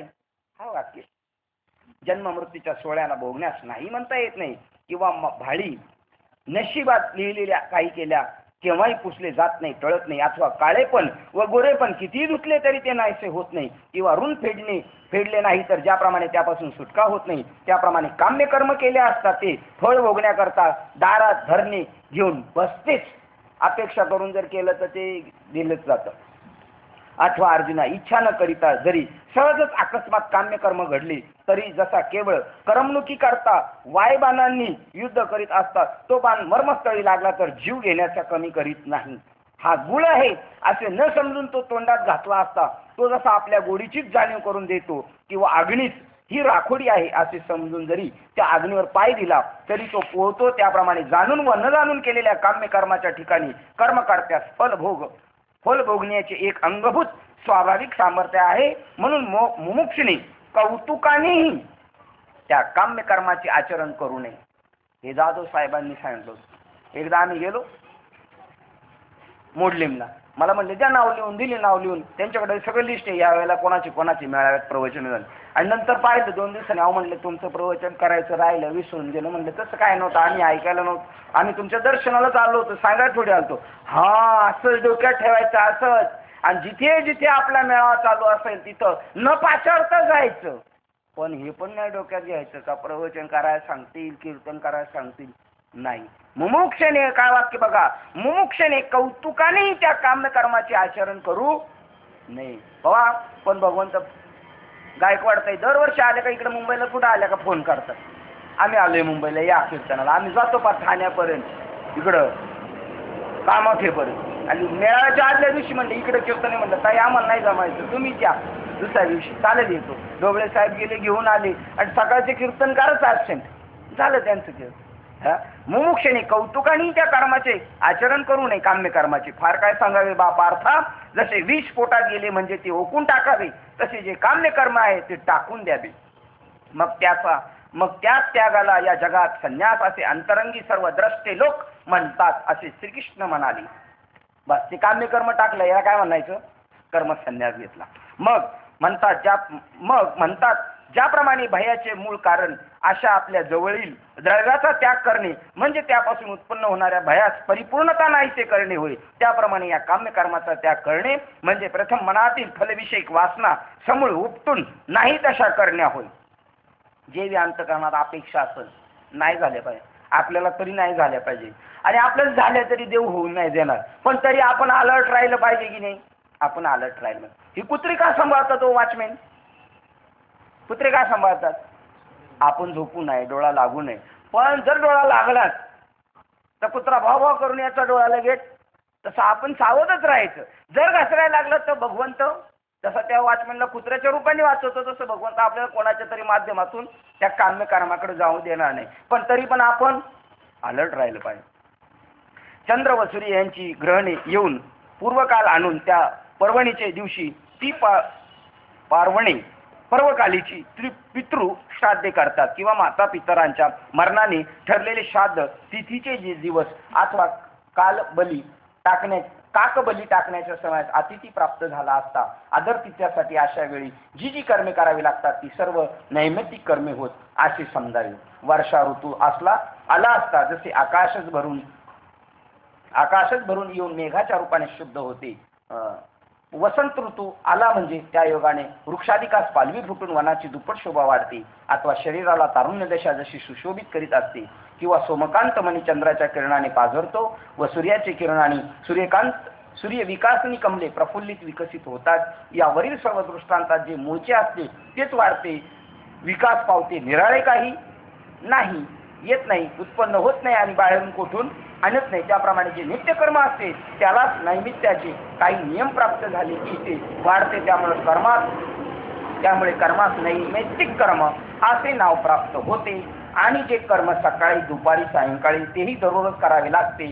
परंतु ज्याप्रमाणे डोळ्यातील दृष्टी डोळ्याला कधीही अधिक होत नाही अथवा गती अन्यत्र कोठून संपादन स्वीकार न करता ती जशी पायात आपोआप स्वाभाविक आहे, किंवा दिव्याच्या ज्योतीच्या ठिकाणी जसा तिचा प्रकाश सहज स्वाभाविक आहे, चंदनास वरून सुगंधाची पुटे न देता जसा अंगात सुगंध स्वाभाविक असतो, तसे कर्माच्या अधिकाराचे लक्षण स्वरूप होय.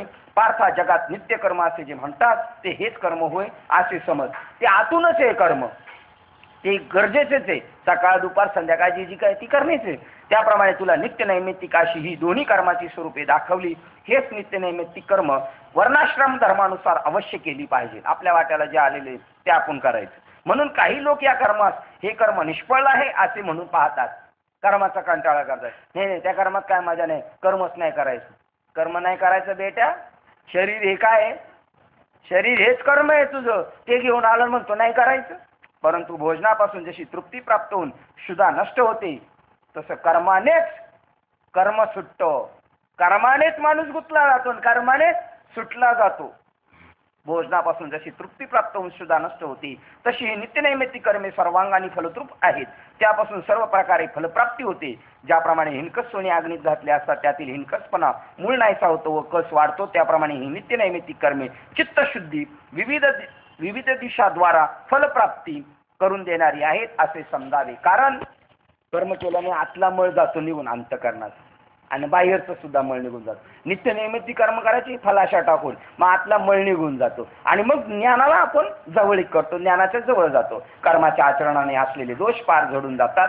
आपला अधिकार उजाळा मिळून जास्त वाढतो आणि असे असल्यामुळे तो हातोहात सद्गतीच प्राप्त होतो. कर्मामुळे आपल्या अंगी घडलेले दोष निघून जातात आणि उजाळा येऊन आपण सद्गतीच म्हणजे ज्ञानाला सामोरं जातो. नित्य नैमित्तिक कर्माला जर एवढे मोठे फल आहे तरी पण मूळ नक्षत्रावर जन्मलेला मुलाचा ज्याप्रमाणे त्याग करावा त्याप्रमाणे त्याचा फलाचाही त्याग करावा. फळाचा सुद्धा त्याग करावा. वसंत ऋतूच्या योगाने म्हणजे काहीच नकोय, काही नको म्हणलं तरी भेटणार ना, फळ भेटणारच नाही. वसंत ऋतूच्या योगाने जरी सर्व वेलीला फळे येतात व आम्रवृक्षात नवीन पालवी फुटते वा फुले आली तरी जसा तो वसंत ऋतू त्यास हात न लावता ते टाकून जातो, तसे नित्यनैमित्तिक कर्माचे मर्यादा न सोडता चित्त देऊन यथाविधी आचरण करावे. पण त्यापासून निष्पन्न होणाऱ्या सर्व फलात वांतीप्रमाणे मानून त्याचा त्याग करावा. त्याच्याकडे कोणी पाहू नये. अशा रीतीने नित्य नैमित्तिक कर्माच्या फलाचा त्याग करणे यालाच ज्ञाती पुरुष त्याग असे म्हणतात. याप्रमाणे त्याग व संन्यास याची ही स्वरूपी तुला ऐकवली आहेत. आता हा संन्यास जेव्हा हातून घडतो तेव्हा काम्य कर्मापासून बाधा होऊ शकत नाही. आणि निषिद्ध कर्म तर शास्त्राने केलेल्या निषेधाच्या योगाने स्वभावाचा सहज टाकले गेले आहे. आणि जे निश्चित ठरवले त्याच्याकडे बघूच नको, तू फेकून दे, त्याच्याकडे लक्षच नको टाकू. आणि ज्याप्रमाणे शिर मस्तक तोडले असता धड आपोआप निर्जीव होऊन खाली पडते, त्याप्रमाणे नित्यनैमित्तिक जे कर्म आहे ते या आता सांगितलेल्या रीतीने कर्मफल त्याग केला असता नाहीसे होती, त्यापासून बाधा होत नाही. अगा कर्मे जे उरावे मग सुख दुःखाचे फळ, कर्माचं फळच नकोय मला, मग मात्र जन्म मरण किंवा ज्या होणाऱ्या बाधा सहज टळून जातील. मग धान्य पिकवल्यावर जशी पिकाची वाढ खुंटते व ते वाळून जाते, तसा सर्व कर्माचा क्षय नाश झाला म्हणजे आत्मज्ञान आपण होऊनच अशा पुरुषास शोधित येते. ते आपल्याला शोधित देणार आहे. म्हणून माऊल तुकोबरायचं म्हणणे न लगती सायस जावे वनंतर. बस 3ऱ्या अध्याय हे सांगितलं, तुमचं कर्म करा. तुमच्या वाट्याला आलेले जे वर्णाश्रमानुसार संत तुमच्या घरी येतील. 16व्या अध्यायात सांगितलं, ऐशी कर्म साम्य दशा जेव्हा होईल तेव्हा संत तुमच्या घरी येऊन तुम्हाला आत्मज्ञानाचा ठेवा देतील. अशा युक्तीने हे दोन्ही नित्य नैमित्तिक कर्म अनुष्ठान करून त्याचा फलाचा त्याग व काम्य कर्माचा संन्यास जे करतात ते ज्ञानाची प्राप्तीला पट्टाभिषेक योग्य अधिकारी होतात. बस एवढंच करायचं. किंवा उपनिविष्ट ही जरी युक्ती जर चुकली मग कोणी अडकळीने अनुमान धक्क्याने त्याग करू लागतील तर त्या कर्माचा त्याग तर होत नाहीच. आम्ही सांगितलं असंच झालं पाहिजे. तुमच्या पदरच्या मनाने जर तुम्ही काय करायला जाल तर काहीच होणार नाही. असंच झालं पाहिजे. पण उलट ते अधिक घोटाळ्यात मात्र सापडतील. कितीतरी लोकांचा घोटाळा झाला, नाम घेतलेली लोक, त्यांच्या डोक्यात काय खनमन, काय काय म्हणतात त्याला, खोमखमी येते. काय रे बापरे बाप, जवळ येऊन पार जवळ येऊन जवळ आले. वाशीला आलं, त्यांनी फोन केला, आलो मुंबईला आलो, पोहोचलो. वाशीला आलाय, मुंबईला आलो, पोहोचलो. आणि गाफील निजला आणि मानखुर्दच्या अगोदरच ऍक्सिडेंट मध्ये खलास झाला. पोहोचला मुंबईमध्ये तो येऊन, नवी मुंबईमध्ये आला. पण मुंबईमध्ये आला मोक्षरेखे आला. कबड्डी कबड्डी कबड्डी कबड्डी कबड्डी कबड्डी वडला चौघांनी मागं त्याला, काळाने शिवलाच नाही. आणि जर शिवला असतं तर ह्या चौघांना घेऊन गेला असता. कबड्डीच्या खेळाप्रमाणे हे म्हणतात, एक गडी जर आपला तर त्यांचे 4 बाद, आणि त्यांचा एक गडी जर काय झाले म्हणजे इकडचा एक मारला ना का तिकडचा एक उठतोय, इकडचे 2 मारले तिकडचे 2 उठतात. असं आहे. इकडचे मारतात तर मारतात, पण तिकडचे वाढतात 2-2 1-1. कुठं आलो? हा. किंवा उपनिषदे ही जर युक्ती चुकली तर मग कोणी अडगळीने अनुमान धक्क्याने त्याग करू लागतील तर कर्माचा त्याग तर होत नाही, पण उलट तो अधिकच घोटाळ्यात मात्र पडतो. रोगाची चिकित्सा न करता भलतेच घेतलेले औषध ते रोगास बरे न करता उलट विषासारखे मारक होते. अथवा भुकेच्या वेळी अन्न सेवन केले नाही तर भूक त्या मनुष्यास मारणार नाही. काय मारणार नाही का? म्हणून ज्या गोष्टीचा त्याग करू नये असे सांगितले आहे तिचा त्याग करण्यास प्रवृत्त होऊ नये. म्हणजे कर्माचा त्याग करू नाही, कर्माच्या फळाचा त्याग करा, पण कर्म केल्याशिवाय राहू नका. व त्या ज्या गोष्टीचा त्याग करावा असे सांगितले आहे तिचे आचरण करणारा तिचे आचरण करण्याचा लोभ धरू नये. जे त्याग करायला सांगितले तिच्याबद्दल मनात कोणती अपेक्षा ठेवू नका. त्याग करण्याचे युक्तीपूर्ण वर्म चुकले असता जो कर्म त्याग केला जातो त्या त्यागाचेही मनुष्यास ओझे होते, कर्मबंधनात सापडतो. म्हणून सर्वत्र वैराग्य संपन्न जे आहेत ते केव्हाही त्याज्य गोष्टीचे म्हणजे निश्चित कर्माचे आचरण करण्याकडे पाहतही वळतही नाही. मग वैराग्यासारखा जोडीदार जर आपल्या बरोबर असला तर आपण फसू शकत नाही, म्हणजे आपण भलतीकडे जाणार नाही. आणि वैराग्य त्याला म्हणतात देव सोडून बाकीचं काय आवडणं नाही. एक देव आवडणं, बाकीच्या सगळ्या गोष्टी न आवडणं, त्याचं नाव त्याग, त्याचं नाव वैराग्य. भक्ती ते नमन, वैराग्य तो निव्वळ त्याग. कित्येक तर फलादिशा सोडवत नाही, म्हणून कर्मबंधन आहेच असे ते लोक म्हणतात. ज्याप्रमाणे एखादा मनुष्य आपण स्वतः नग्न असून त्यास नग्न म्हटले वा जग हसले असता तो जगालाच भांडखोर असे म्हणतो. किंवा हे धन जया, बघा धन इकडं जया इकडं, कधी ओळला हे धन जया इकडं, हे धनंजया इकडं धन आणि इकडं जया. हे धनंजया जीवेचा पूर्ण अधीन झालेला रोगी पाहिजे ते खातो आणि ते पचले नाही म्हणजे अन्नाचाच दोष देतो. आणि कुष्ठरोगी मुख्य आपल्या शरीरावर न रुजता त्यावर बसणाऱ्या माशांवरच रागवतो. त्याप्रमाणे जे कर्मफलाची आशा त्यागाविषयी अशक्त असमर्थ आहेत ते लोक कर्मच वाईट असे म्हणतात आणि मग कर्मत्यागच करावा असा सिद्धांत म्हणून निर्णय देतात. कर्मफलाचा त्याग करताना येत ना, कर्मच वाईट आहे आणि करायचंच नाही म्हणतात. काय त्यांना जमत नाही? कर्म तर करायचं, पण करून फलाशेचा त्याग करायचा ते जमत नाही. मग कर्मच टाकून देतात. कर्म टाकून देऊन जमत नाही, ते करावंच लागतं. चक्र व्याजाने भोगावं लागणार ते. कित्येक असे म्हणतात की यज्ञ यागादी कर्मे ही अवश्य केलीच पाहिजे, कारण त्यापासून चित्तशुद्धी करणारा दुसरा उपायच नाही. जर चित्तशुद्धीच्या मार्गात लवकर विजयी व्हावी अशी इच्छा असेल तर प्रबल चित्तक्षोधक विहित कर्माचे आचरण करण्याच्या बाबतीत आळस करू नये. आपल्या वाट्याला आलेल्या कर्माचा आळस करू नये, ते यथासांग करायचं. आणि कशासाठी? आपलं चित्त शुद्ध व्हावं असं वाटत असेल तर. सोने शुद्ध करावायचे असेल तर ते अग्नीत घालण्याविषयी कंटाळा करू नये. पण एक होतं, अग्नीत घातलं सोनं शुद्ध करायला गेलं तर काय होतं, त्याचं वजन कमी होतंय. मग काही लोक म्हणतात नको, वजन कमी होतंय मग नको, वजन तर जास्त राहिलं पाहिजे. तसं आपलं संसारातलं वजन कमी होणार जर आपण इकडे शुद्ध झालो तो. ते अग्नीत घालण्याविषयी जसा कंटाळा करू नये. अथवा आरशात पाहण्याच्या असल्यास त्यावरील मळ काढून स्वच्छ करण्याकरता पुष्कळ चुना धूळ वगैरे न कंटाळता साठवून ठेवावे. आरशात पाहावायचे असले त्यावरील मळ काढून स्वच्छ करण्याकरता पुष्कळ चुना धूळ वगैरे न कंटाळता साठवून ठेवावे लागतात. हा बरोबर, हे आता तुम्हाला बरोबर कळणार कारण आज परत चकाचक झालं पाहिजे ना. हे नाही, थोडा वेळ साठवून ठेवावं लागतात. अथवा जसे वस्त्र स्वच्छ निघावीत असावीत अशी जर मनात इच्छा असेल तर ती पार्टाची वस्त्र धुण्याच्या सेतल्यात घातल्याशिवाय त्या पात्रात घाणेरडे गलिच्छ मानू नाही. पहिला चुना लावला आरसा कशासाठी? साफ करण्यासाठी चुना लावलाय, म्हणजे कर्म करायचंय, पण कशासाठी? नैष्कर्म्य स्थिती प्राप्त करण्यासाठी. आता कपडे स्वच्छ करण्यासाठी खराब पाण्यात साबणात त्या डबकं टाकावंच लागतील, पण कशासाठी? स्वच्छ काय, तसं कर्म करावंच लागणार. किंवा उत्तम अन्न हवे असेल तर ते स्वयंपाक कष्ट केल्याशिवाय प्राप्त होईल का? त्याप्रमाणे कर्मे क्लेशदायक आहेत म्हणून त्याचा हेळसांडीने त्याग करू नये. अशा प्रकारच्या शब्दाने सिद्धांत ठरवून सांगून कोणी कर्म करण्यास निश्चयात्मक बुद्धीने तयार होतात व कोणी कर्म टाकावे म्हणतात. अशा प्रकारे कर्मत्याग अमेळात वादात पडून राहिला, कर्मत्यागाविषयी वाद निर्माण झाला आहे, तर तो त्याग संबंधीचा वाद मिटेल व कर्माचा त्याग कसा करावा हा निर्णय कळेल. असे तुला मी उत्तम रीतीने निकाल करून सांगतो, तिकडे लक्ष दे. तरी अर्जुना, हा त्याग 3 प्रकारचा आहे असे समज. आता ते 3ही प्रकार निरनिराळे वर्णन करून सांगतो. त्यागाचे 3 प्रकार जरी पुढे स्पष्ट सांगायचे आहेत तरी प्रस्तुत त्याचे तात्पर्य रूप सार एवढेच आहे असे तू समज, की जे माझ्यासारख्या सर्व ज्ञानाच्याही बुद्धीला अगदी खरे वाटते, फार पटते आणि ज्या त्याग निर्णयाविषयी माझे मनाचा ठाम निश्चय झाला आहे, तो निश्चय कोणता तो ऐक. कोण म्हणते? भगवान कृष्ण म्हणतात. माझं परफेक्ट असं म्हणणे असंच आहे, ते ऐक, बाकीच्यांचं ते सोडून. तर संसार बंधनापासून आपली सुटका व्हावी म्हणून जो मुमुक्ष दक्ष सावध राहू असे म्हणतो, त्याला सर्व प्रकारे हे एक त्यागाचे खरे स्वरूप ओळखून तो करावा. ज्याला सुटावं असं वाटते त्याच्यासाठी काय उदाहरण सांगतात पहा. ते असे की प्रवास करणाऱ्याने ज्याप्रमाणे पावलापुढे पाऊल टाकण्याचे मार्ग चालण्याचे सोडता कामा नये, त्याप्रमाणे यज्ञ दान व तप इत्यादी ही जी आवश्यक कर्मे आहेत ती सोडू नयेत. हरवलेला जिन्नस जोपर्यंत दिसत सापडत नाही तोपर्यंत जसा त्याचा मार्ग सोडता कामा नये. आपलं आत्मज्ञान हरवलेलं आहे ते भेटेस तोपर्यंत ही कर्म करावीच.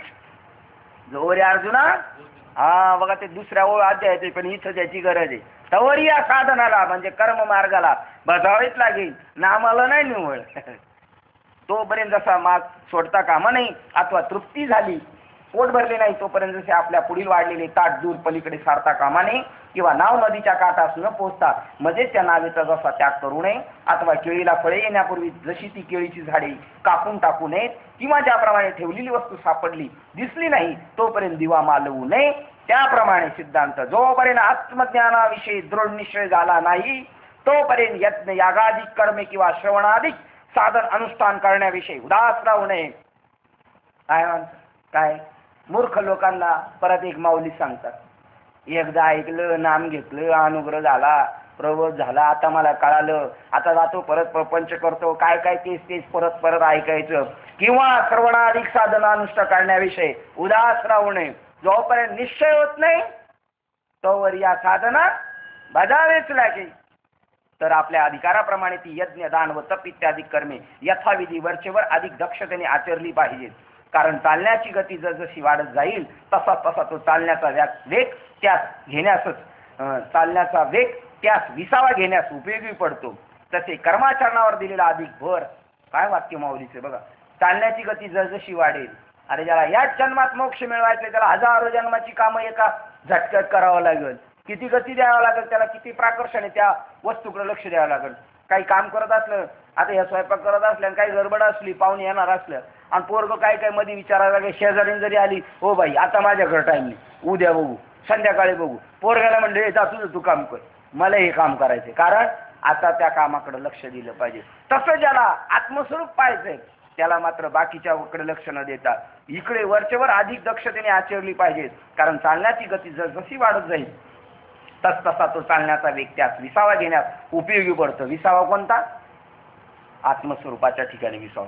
ते कर्माचरण दिलेल्याचा अधिकार, त्या कर्माचरणावर दिलेला अधिक भर हा नैष्कर्म्य स्थिती प्राप्तीस उपयोगी पडत असतो. एखादा रोगी मनुष्य औषध घेण्याविषयी जो अधिक नित्यपणे तयार होतो तो औषध सेवनामुळे रोगापासून लवकर मुक्त होत जातो. त्याप्रमाणे जो कर्मे यथाविधी विधीपूर्वक योग्य हातबटीने लवकर करावी तो रजोगुण चंचलता, तमोगुण पाप वासना समोर नाहीशी होतात. क्लिअर करून टाकले. कर्म करण्याने काय जातात? रजोगुण आहे आपल्या जीवनात. रजोगुण काय? चंचलपणा. हे करू का ते करू, इकडं पळू का तिकडं पळू, थोडं इकडं थोडं तिकडं थोडं तिकडं. आता थोडं इकडं थोडं तिकडं हे असं कोण करतो? बारकली पोरं करतात. बारकी पोरं एका जागेवर नाही करते, इथं थोडी तिथं थोडी तिथं थोडी. आता ती मोठी माणसं करायला लागलं मग अजिंठाईत मारल्या आणि पाप वासना समूळ नाहीशी होते. रजोगुणाने चंचलता आणि तमोगुणाने जी पाप वासना अंतकरणात ती नाहीशी होते कर्म केल्याचे हे फायदे आहेत. अथवा हिणकस होण्यास एकामागून एक जेव्हा क्षराची पुटे देणे घडते तेव्हा त्यातील हिणकसपणा लवकर नाहीसा होतो व ते सोने निर्दोष शुद्ध होते. तसे निष्ठापूर्वक कर्माचे आचरण केले असता ते रज व तम याचा नाश करून सत्वशुद्धीचे प्रत्यक्ष दर्शन करून देते, म्हणजे अंतकरण शुद्ध होते. म्हणून अर्जुना, अंतकरण शुद्धी प्राप्त होण्याची इच्छा करणारा सत्कर्मे ही तीर्थाच्या योग्यतेस पावतात.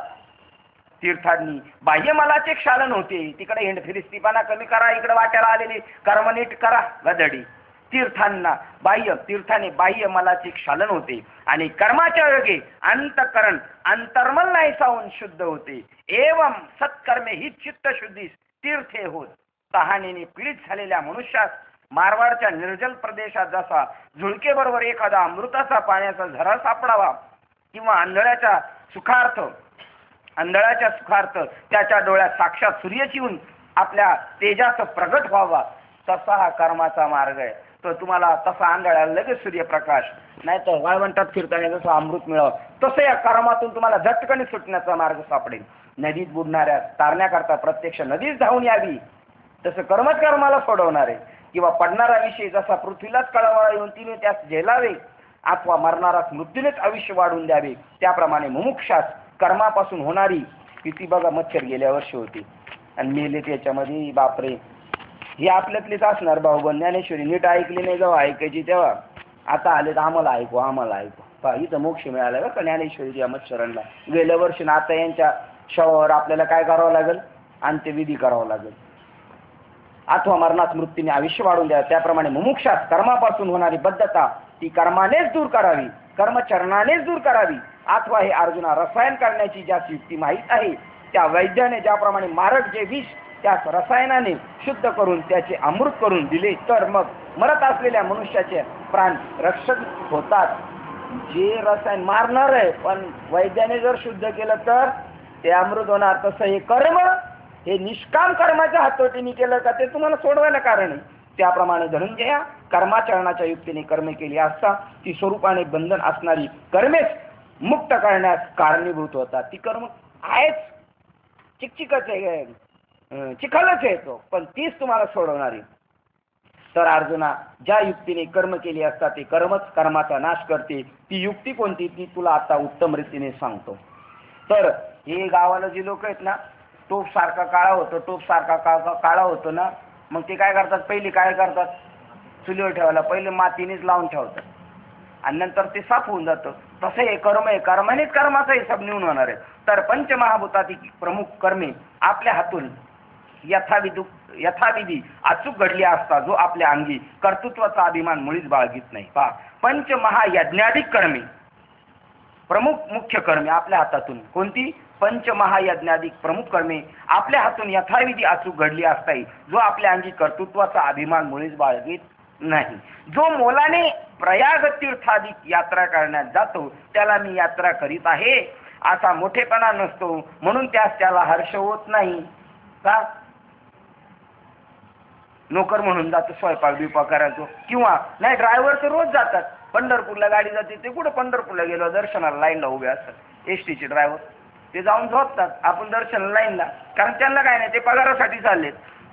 किंवा राजशिक्क्याच्या आज्ञेच्या बळावर जो एकटाच राजसेवक दुसऱ्या राजाबरोबर लढतो त्याला पकडून आणतो, त्याच्या मनात मी एकट्याने राजास जिंकले असा गर्व होत नाही.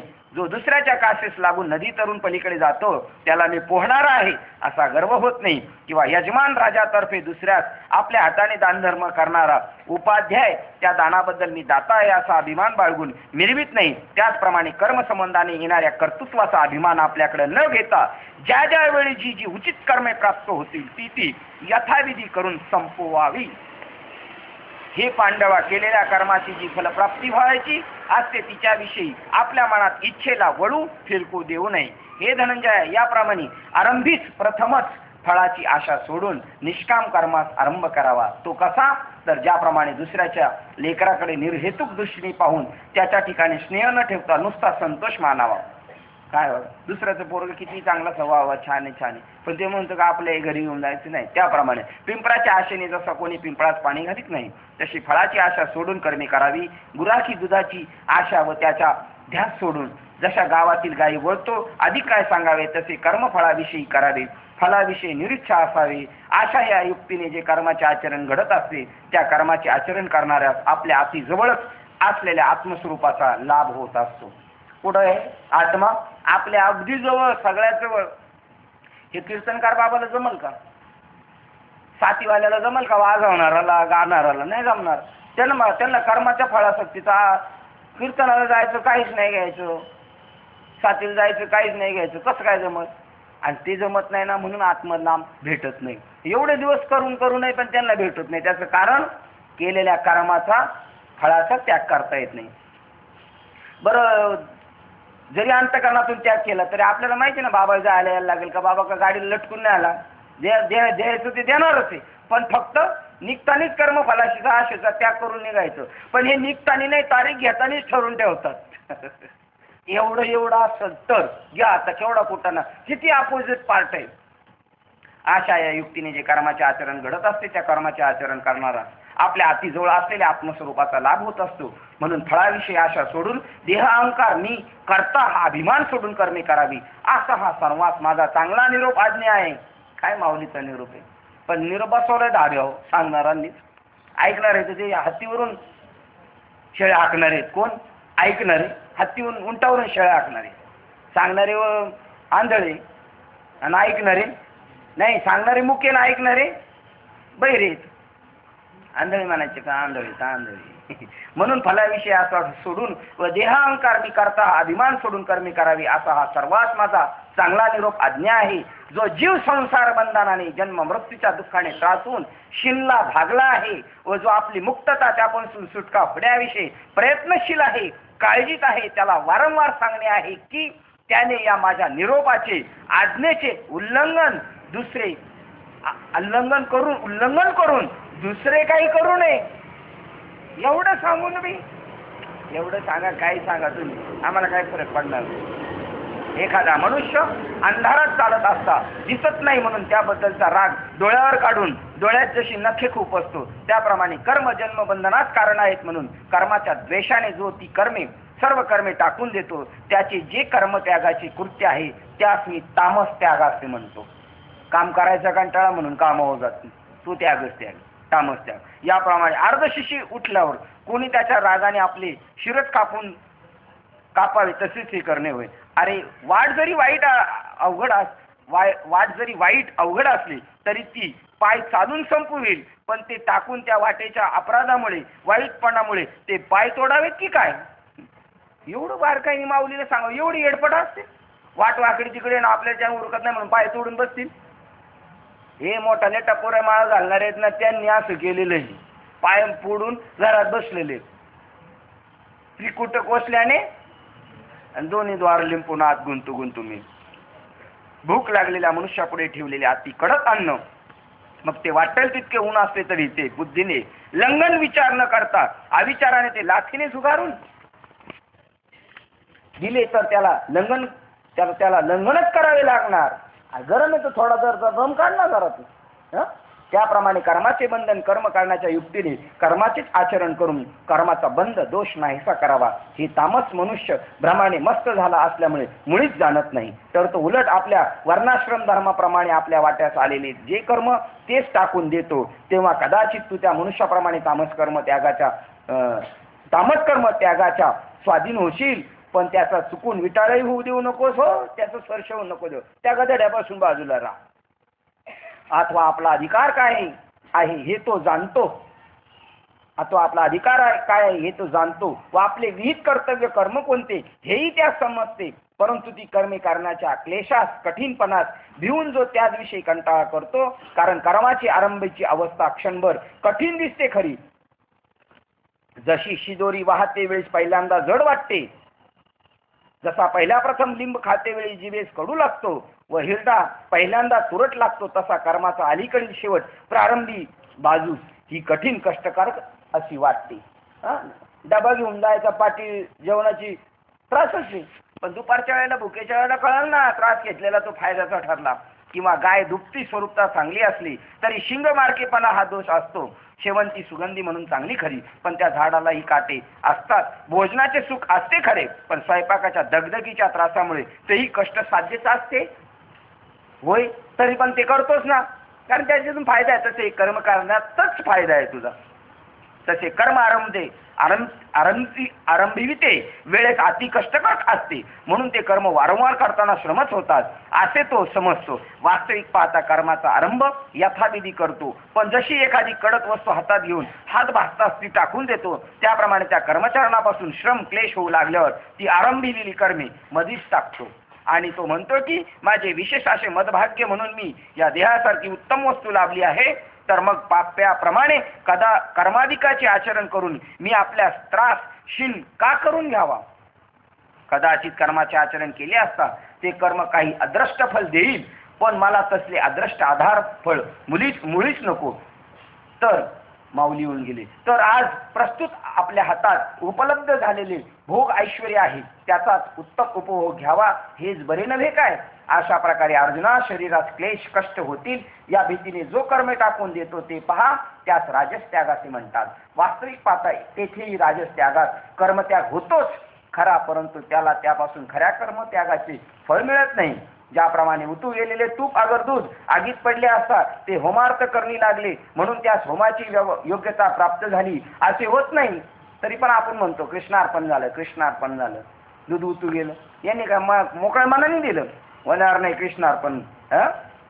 किंवा एखाद्याचे पाण्यात प्राण बुडून गेले असतात, त्याने अर्धोतोकात जलसमाधी घेतली असे म्हणू नये. बुडाला तर बुडालाच म्हणावं, समाधी घेतली नाही नाथबाबासारखी, तर त्याचे ते अपघाताचेच मरण, वाईट मरण होय असे म्हटले पाहिजे. त्याप्रमाणे देहावर प्रीती ठेवली असल्यामुळे ज्याने कर्मावर पाणी सोडले, कर्मे टाकली, तर त्याला खऱ्या कर्मत्यागाचे फल मिळत नाहीये. खास शरीराला त्रास होतो म्हणून टाकले त्याने. फार काय सांगावे. जेव्हा आत्मज्ञान चित्तात उदयास येते तेव्हा त्याला सूर्योदयाने उजाडले म्हणजे तो. ज्याप्रमाणे नक्षत्रांना तेजासह नाहीसे करतो, त्याप्रमाणे अर्जुनाच्या कर्मत्यागापासून सर्व क्रिया आपल्या कारणरूप अज्ञानास वर्तमान लोकतात.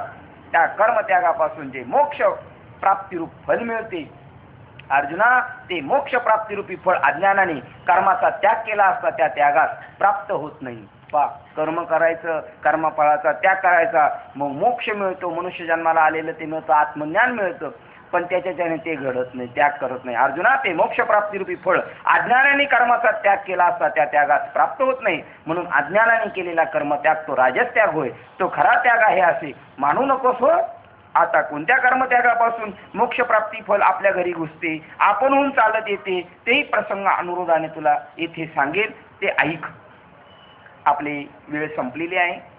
199 क्रमांकाची ओळ, श्लोक क्रमांक 8, 18व्या अध्यायातील श्लोक क्रमांक 8 आणि 199 क्रमांकाच्या ओळीला आपण थांबूया. जास्त घाई होती का वाचताना? नाही ना? समजतं ना सगळ्यांना? समजतंय ते. आता 18 आपण एवढे दिवस ऐकतो म्हणजे काहीच घाई नाही, आपल्याला सगळं समजणार. आपल्याला नाही समजणार तर कोणाला समजणार नाही जगात, अशी युक्ती. हा, बरोबर आहे. असो, झालेली सेवा हृदयस्थ सद्गुरू सच्चिदानंद श्रीपाद बाबा रामदास बाबा अधिष्ठान परमात्मा श्री गणरायाच्या चरणावर आणि तुबा सर्वज्ञांच्या चरणावर सेवा समर्पित करून सेवेला आपण इथे पूर्ण विराम देऊया. पुंडलिक